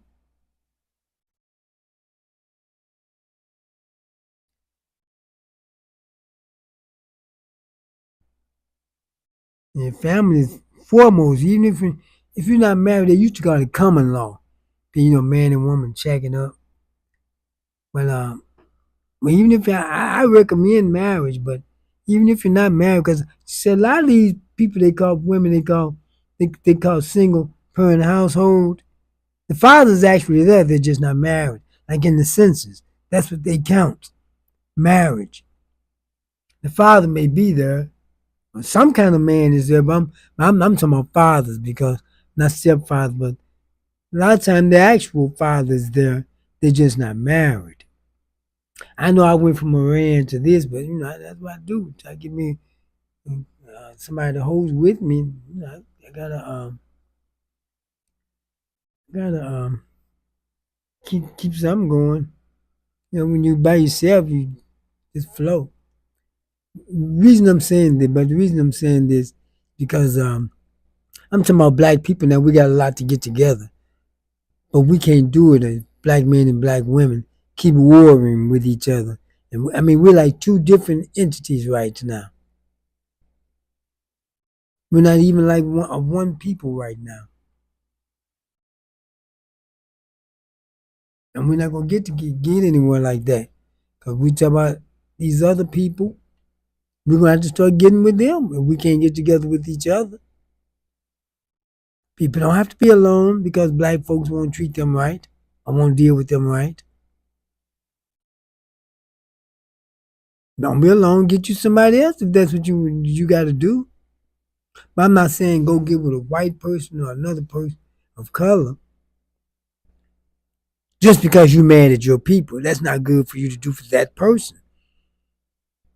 How would you like it for if a white woman got with you because she mad, she hate white men, mad or angry with white men? I wouldn't want that. You would think a white man want a black woman to get with him because she hate black men. Oh, one thought that I started, they brought me back to that, but I never finished. But the white man with the gorgeous black woman, and talking about the black man with the fat, ugly white woman. In which they don't have to be ugly because they're fat. But the thing is, when you look at it, look at the men the black women get with the white men and these other men. They don't be the cream of the crop either. Those are hayseed, hillbilly looking guys, mama boy looking, and she thinks she got a prize. You don't get the best of white men. You get on that lower end also. But you know what? And even the black woman of means. Did you see Serena Williams up and stand by that pool built like a teddy bear? And the black woman defended him? That had been a white man, that'd have been Serena Williams' black husband look like that. You all been sharing that all over social media, laughing at him. But through that whole equation, they said the white, but do they say who took accountability through that? The white man got praised. The dweeb white man get praised for having a pretty black woman. Yet the black man get ridiculed for having an unattractive white woman. So in all that whole equation, who is the only person who had to take accountability in that? The white man got praised. The black woman wasn't ridiculed. She's gorgeous, but she got a dweeb. Well, the white woman, she didn't get ridiculed. Who's the only person who got ridiculed? You had to take accountability. The black man. In that whole equation, the white woman wasn't ridiculed for being with that black man. They didn't say, oh, one thing about a white woman, when she get a black man, she get, talk about the black man she get. But you said that about the white man. Getting with the black woman. The black woman didn't have to take accountability. The white man was praised. The white woman didn't have to take accountability. Who's the only person that was ridiculed and had to take accountability in that whole scenario? The black man. They took a poll of the most desired men. So usually,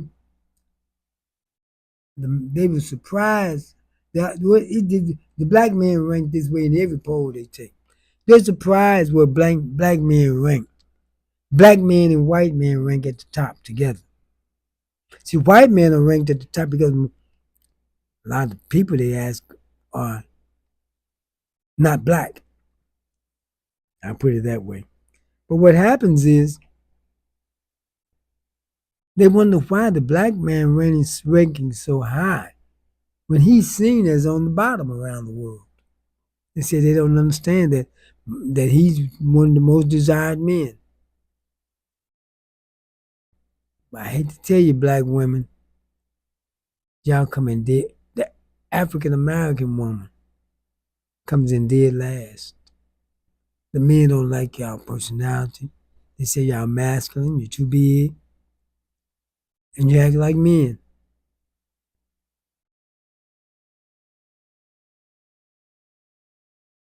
So black men can go around the world and get a woman.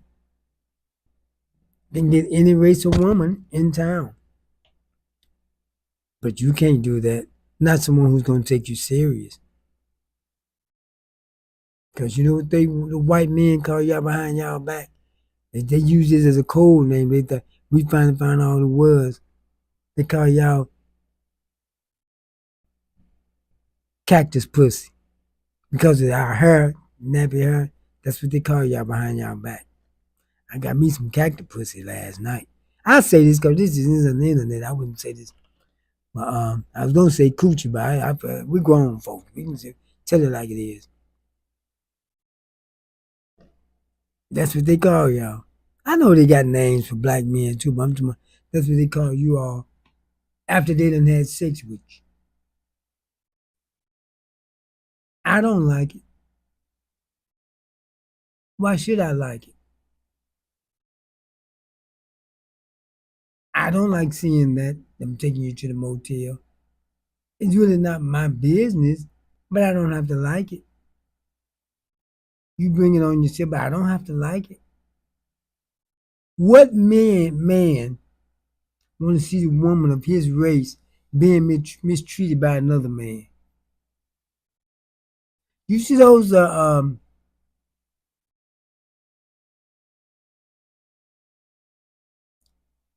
pictures of black man, white man, and a black man and black woman arguing, and how everybody won't get involved in it. What would you think would happen if you saw a white man and a black woman arguing, and a big thing is being made out of it? You think those brothers not gonna step in? It has to do with that kindred spirit. We are, even though we may not like each other. If I saw a white man jumping on a black man or Latino or somebody, I may not even like him. I'm not gonna stand there around and watch him do it. Go back to not liking him, but it has to do with your race. I'm gonna tell you, everybody does that. I'm gonna tell you what happened in remember when they had the East St. Louis teacher strike here a few years ago. Um, they would come over in our building across the street. Use the restroom because when you're on strike, you can't go inside the school. Down in the lobby, they would sit down there and talk in the air conditioning. The teachers, the black teachers and the white teachers sitting there talking together, having a nice time. I drove by East Side when they out there picketing. The white teachers had them a little camp right in the middle of the black people where they were all there together. But yet you at the building, when the numbers were small, they were integrating. So that's why I say people gonna protect their own.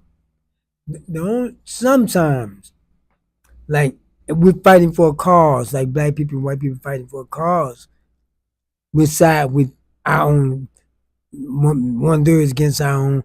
That's fighting for a cause. Because it may come down to that one day. Cause I'm looking for civil war in this country if things don't straighten out. And it's not going to be us fighting by ourselves. We're going to be fighting along with some others. See, in Los Angeles, they're far ahead of time than we are.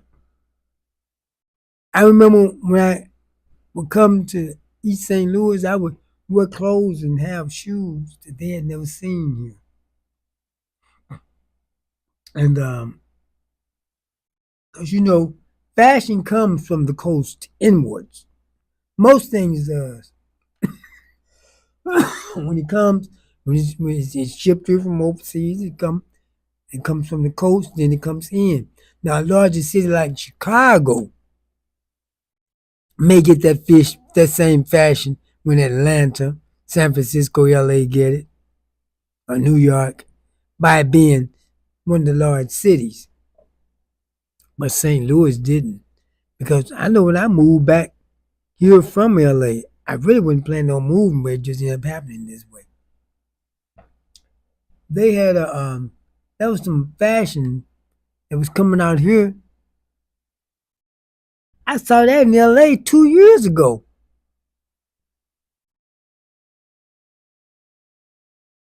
So, I say that to say this.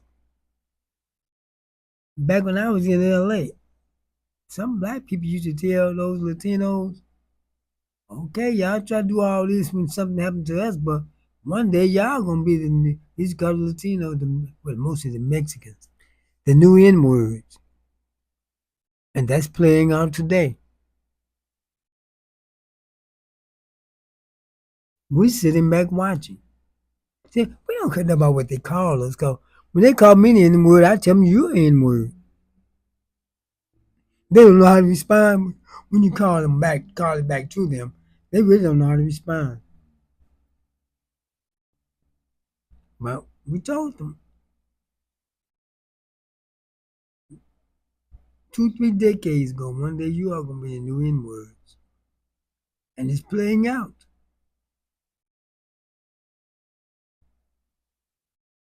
See, because people are not white, don't mean that they're not that they're our allies. Because they're racist towards us too. Y'all know what I'm talking about.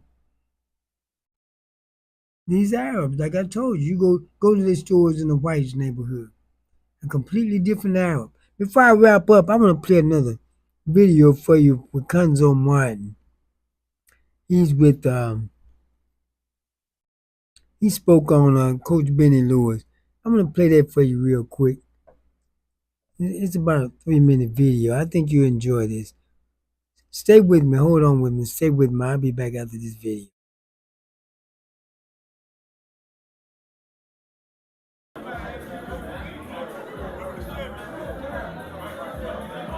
He's gonna come on right after the picture. Ladies and gentlemen, good people of the universe, yet once again, one of East St. Louis's finest ever. I'm going to share something. He's going to repeat it.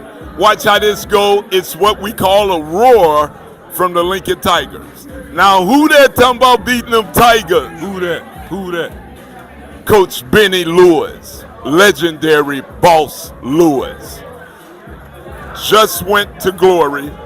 Conzo is here to show his love to the family. We're going to hear a few words from Conzo Martin, the one and only, about Coach Benny Lewis. So, your favorite guy, Benny Lewis. Well, for me, he was an extraordinary teacher. He's a wonderful man, taught a lot of life lessons, and the great thing about it, he gave us a stage to perform. Very encouraging. And the unique thing about him, he always cared. He kept the gym open all summer long so we can get in the gym, work out. If you needed a meal, he would take care of it. If you needed a ride home, he did all those things. And the thing, he taught life lessons. He taught us about embracing our uniqueness and understanding greatness lives inside of us. He taught us about respecting all walks of life. It doesn't matter who they are, where they come from. Treat people the way you want to be treated. And he also talked about never losing hope, because again, when you lose hope, you lose your ability to live and dream. And that was really valuable for me.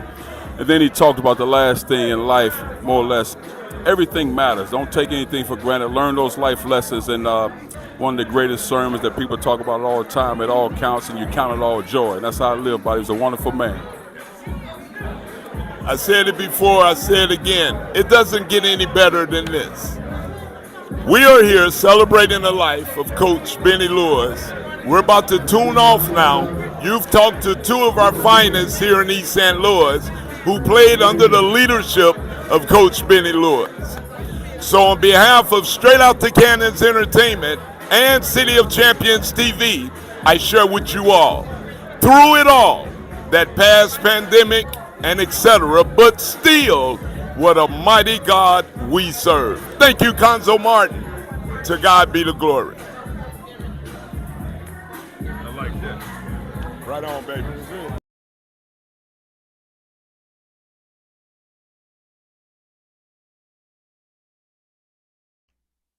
Okay, I hope you like that. That was at the repass for Coach Benny Lewis.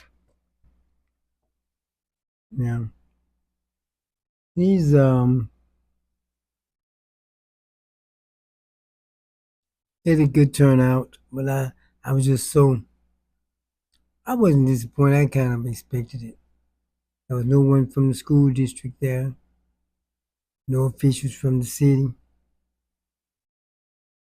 See, they say they got this East Side and Lincoln thing going on, and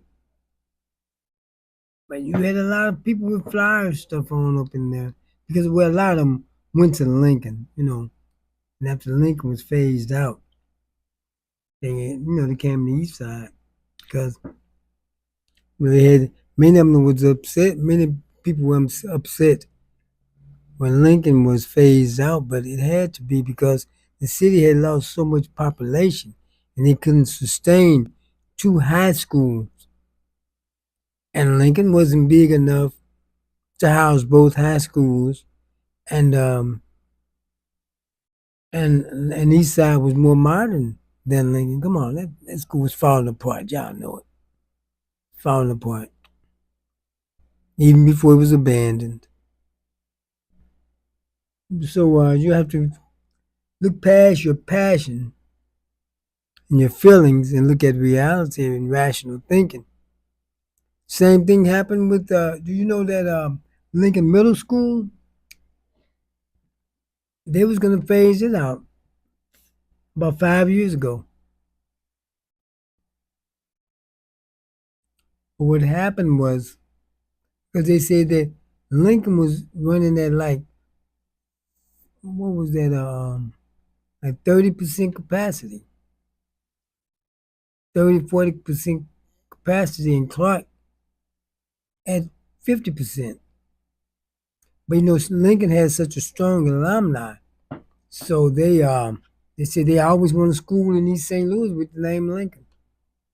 So what they decided to do was that's when they started putting the fifth graders in middle school so they could keep Lincoln and Mason Clark.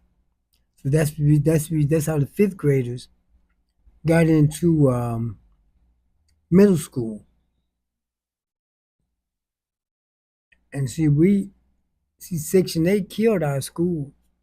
We're still losing residents. Gonna have to do something. I don't know. I don't know. Trump cutting out Section 8 may help East St. Louis. Section 8 really decimated our schools. Oh, I didn't run my commercial. Let me run my commercial right quick before I get off the air. I have to run.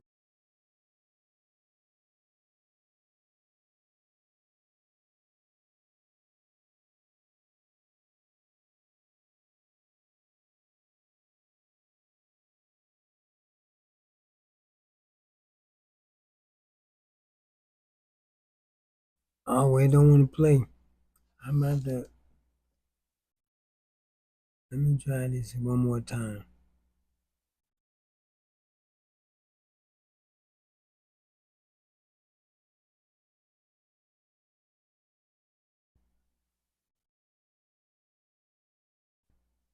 Oh, wait, it's not going to play for me. I'm about to re-download that. So I hope everyone enjoyed Juneteenth. I didn't get a chance to go out and get anything for Juneteenth. Any footage. I just had a big celebration over in St. Louis, and I saw the parade coming down State Street. I didn't even know it was going on.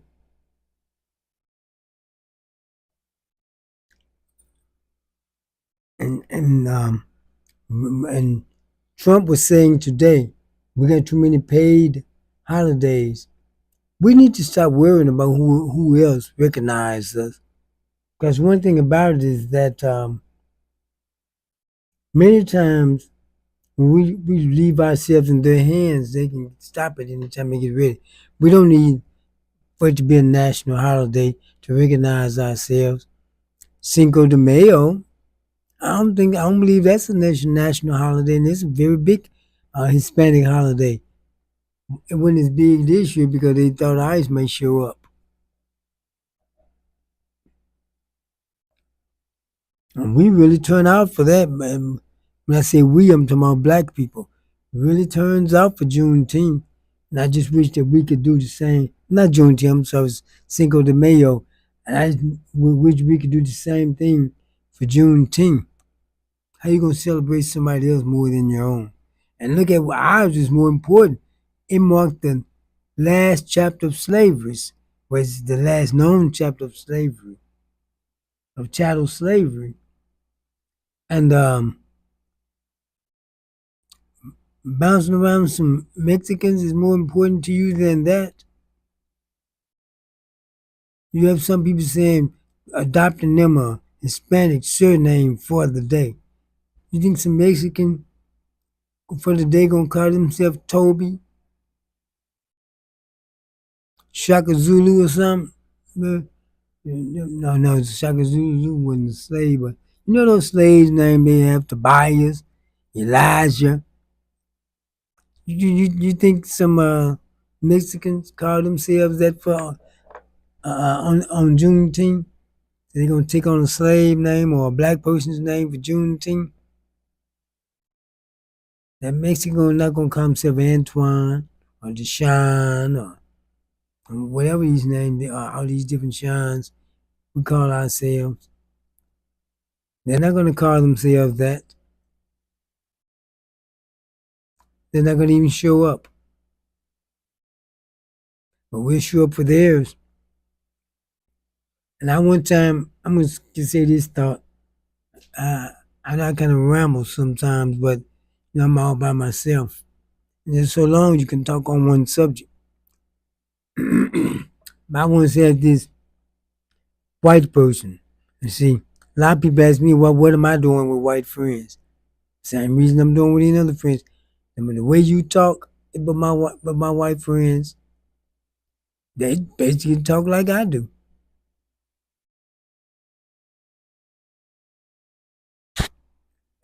And see the thing, because they don't. We talk about what's going on. We got some things to talk about. See, we don't have to make up somebody. We don't have to make up things about stuff about race. We can just tell the truth about it and build a big case out of it. But what he told me say a white guy say, is it wrong for white people to celebrate ourselves and have a white pride day? I said it's not so much. Yeah, you can have one, but it's not so much that you have one, but the way you have it. When black people have Black Pride Day or something, any type of event, anyone can come to it. White people be there. Hispanics can come to it. Asians, anyone who want to come can come. Because we're celebrating ourselves, not tearing down someone else. We know how to do that. We don't have to stand on someone else's neck to boost ourselves up and make ourselves look good. I mean, like I said, we go to Cinco de Mayo. It's a Hispanic event, Latino event. People of all races there. When I was in LA, I used to go to Little Tokyo, Chinatown. They have events there. People of all races was there. But then when the white people have White Pride Day or anything, or any type of event, they're walking around with guns, assault rifles, and talking against other races, passing out all kind of racist literature. Can't nobody go there but white people. It's not the fact that you have the problem is not that you're having White Pride Day, it's the way that you have it. You're proud of the things you've done to hurt other people. We're proud of the advancement and culture. So are the Hispanics and other people. But you're proud of the stuff you did to step on other people and hurt other people. That's the difference. The stuff you're proud of is things you should be ashamed of. That's the difference.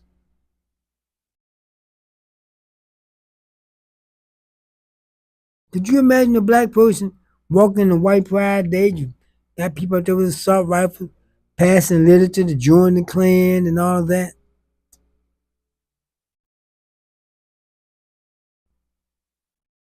Join the Proud Boys. Why would a black person want to be up in that?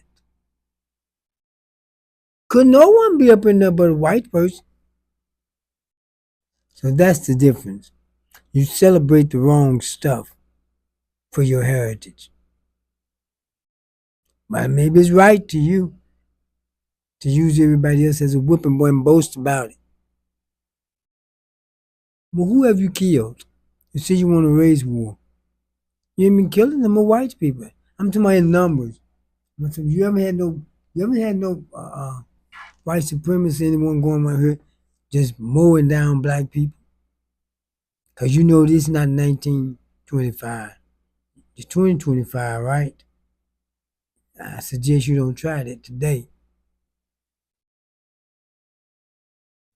You can even bring out Pook and Ray Ray shooting sideways, but they might hit something.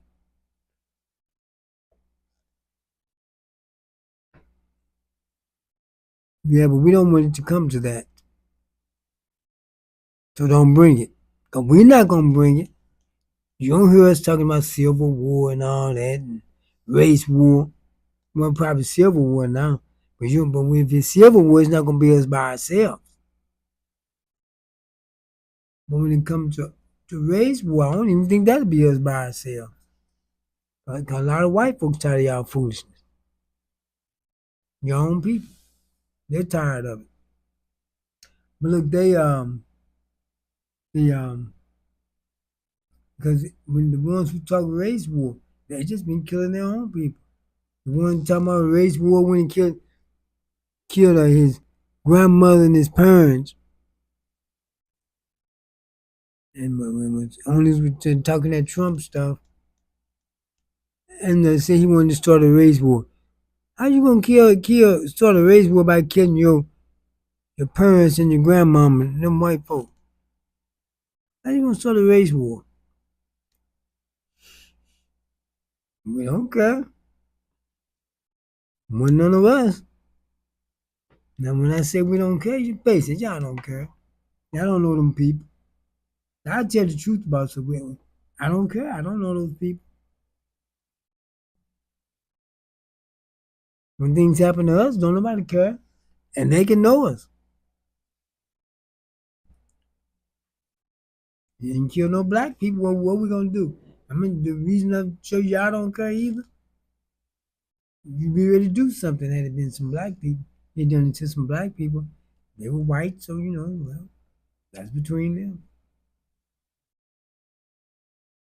So I don't even think that way. You just won't come out and say it, and I do. And a lot of people are angry at me right now because some stuff I say about the women, but I say about the women because I wanted to straighten out, not to try to. If you say it make you feel bad, you need to feel bad. Maybe you straighten it up. And I ain't coming out there. Well, the man need to do this. Well, I ain't talking about the man right now. I'm talking about my man. So I'm gonna tell the man perspective. We've been hearing what you think about men too long. But look, I'm guess I may well get ready to get out of here. But they angry at me about what I say about the Jews. And some pushback. I'll say some more about them. I got some more to add to it, tell you the truth. And the reason being, the United States act like they're following Israel. Or either Israel just being their flunky.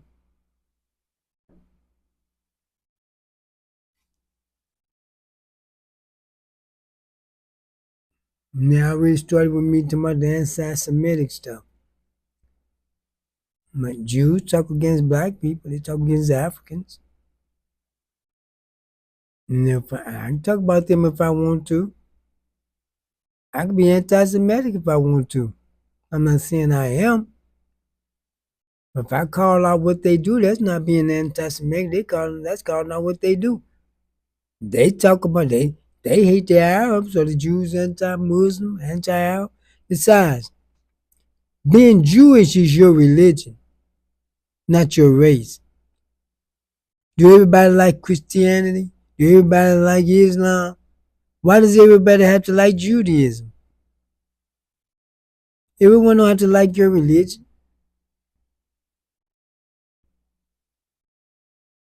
And everybody, all people living in Israel are not Jews. But the reason I say that is because they're like you can't criticize Israel. I criticize Israel or anybody else I want to. Nothing you can take away from me. What contract? What TV job you gonna take away? You gonna try to get them to cancel me? I got a Roku station coming through. I jump on that. If not, I'll fire the cable station back up. Oh, I couldn't say this on cable. Oh man, maybe I can get away with it. I got a cable station. I fired it back up. I ain't go back on there with that until I get rid of it. People don't watch cable like they used to. It became a money drain.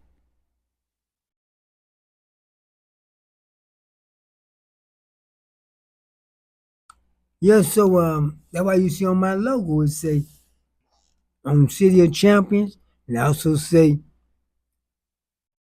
WSL 984. That's the cable channel. I couldn't keep operating it, and money going out and nothing coming in. See, everything I do, I have to sustain myself. See, since sustain itself, too late for me to put up my Cash App and my PayPal because I'm getting ready to sign off. But I put that up so this show could sustain itself. Cause like I said, the cable couldn't sustain itself, so I quit operating it. Still got it. I got to do is start back broadcasting on it. But it's not making no money. If it's not making no money, I can't keep dealing with it. I got other parts that making money. And that's why I say even with this show, I got other shows that broadcast here, but we use green screen and you don't even know other people doing their podcast, you don't even know they're up in here. But they're up in my place, but you can't tell. The but like each show has to sustain itself. Can't take from this and then give to that. So I'm gonna get ready to get out of here. I'm getting a little sleepy. And I'm running out of stuff to say. So I thank you all for tuning in. I see some of your names. Who's Jesse Cole? Jesse Coles. Oh, Jesse Cole, G.D. Lewis, Turn Smith, Tasha. I see y'all. Jamaica Malone. And some more, but I don't want to scroll down and get off this page. Yeah, I thank you all for tuning in. Share my post and let other people know about me because I got some good things coming because I got some guests gonna be coming on with me soon. And like I used to do, I used to have guests. Got a big area over there for when I have multiple guests and multiple mics. You see me sometimes I'm over there at my desk, my City Champion sign. That's my old logo. So I can get a new logo. I got a new logo. I just haven't had that one changed yet. See, this is the new logo. That's my new logo. And that one behind my desk is the old one. So, and then I got my fireplace area over here where I sit down by the fireplace and do a show. I got an area over here. It's a big place. And I got about 8 rooms in the back I don't know what to do with. So, it's a big place. And I like to get some guests in. I can even make room for a small studio audience. I like to start doing that. Get my Carly in line going and see where we go from there. Because I have done some shows where there's been a studio audience. It wasn't my show, but it was someone else's show. So I'm gonna get ready to sign off, but be sure to tune in whenever you see me up. I want to get as many people on here as I can. I have a No More Water Fire Next Time page, but I have more people come on here than on there. As soon as I get more people, I may start broadcasting this show on there. I have City of Champions television page also. Sometimes I brought this on there, but I got used to doing it here. They have City of Champions Media on Facebook. And I'm broadcasting on there simultaneously on right now also. I do that and this page at the same time. Well, I want to thank you all for tuning in. And I've been on here 2 hours and 31 minutes. I know I can talk that long. I see why I'm rambling. Yeah, but thank you for tuning in and just stay with me. I'm going to try to have a guest on next time so we can discuss an issue. I kind of like debating people, but not for debatement's sake. Because if I agree with them, I let them go on. I like my guests to come on, and I really like them to do the most talking, and I just chime in to get their view. Well, I better get ready to call it a night. I have to go live stream at church in the morning, and then you all have to come by. You all know Bishop John Henry Williams, and New Shining Light. Come on through, check out their services. I think you enjoy it. It's a good worship experience. I live stream them every Sunday. And if you in Cahokia Heights, go by New Mount Zion Primitive Baptist over on 43rd and McCaslin. Or my brother, Elder Roger Allen, is pastor. It's my brother. See him, you think you're looking at me. Yeah, go by there and check him out. New Mount Zion. That's at 43rd and 43rd and Converse. Oh, no, let me get the wrong address. He's at 43rd and Converse. That's in Cahokia Heights. Used to be Centerville. He'll be glad to have you. Yeah, but I'm either one of those churches. Stop by. I'm going to get ready to sign off. And Angelique Caldwell, thank you for tuning in.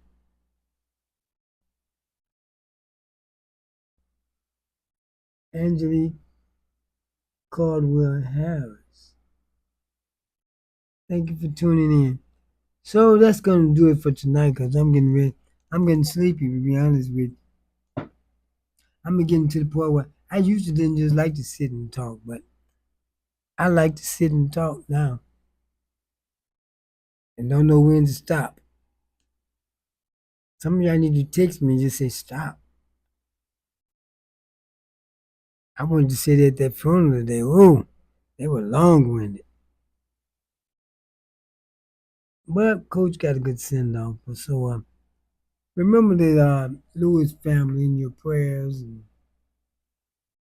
And uh, he was an icon in this town. Everyone knew the name Benny Lewis. But I'm going to call it a night and consider some of the things that I said. I don't say things to be mean and just to get people to tune in. I say it because I'm actually concerned about our people and our women getting out of control.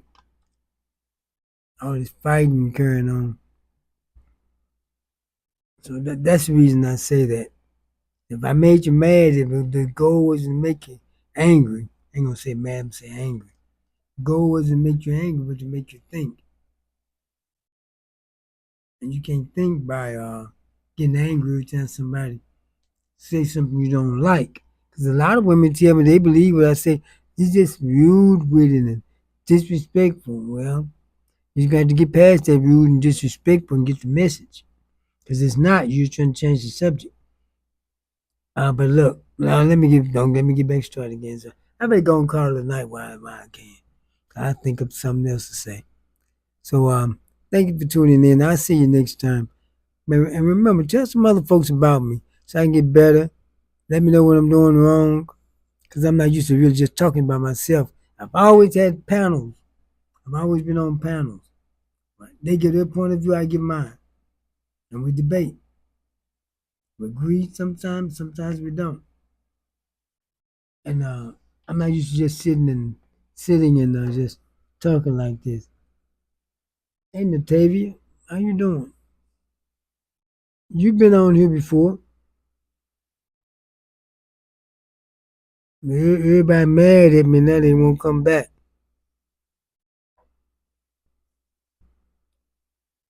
Now Natavia's all right.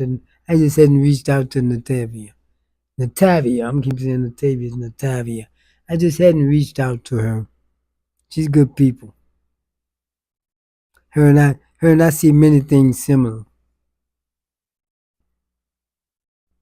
Because I tell you why, one thing about it. When you for the betterment of my people, of our people, I don't have to see everything eye to eye with you, but I know we got the same mission in mind. Even though we may not see everything the same, I know our goal is the same. I think Natavia and I have the same goal in mind. And you can work with people like that. So I'm gonna call it a night, and before I start back up again, and I'm sitting here about to go to sleep. I don't know why I'm doing this to myself. Okay, good night. Thank you all for tuning in, and be sure to tune in again.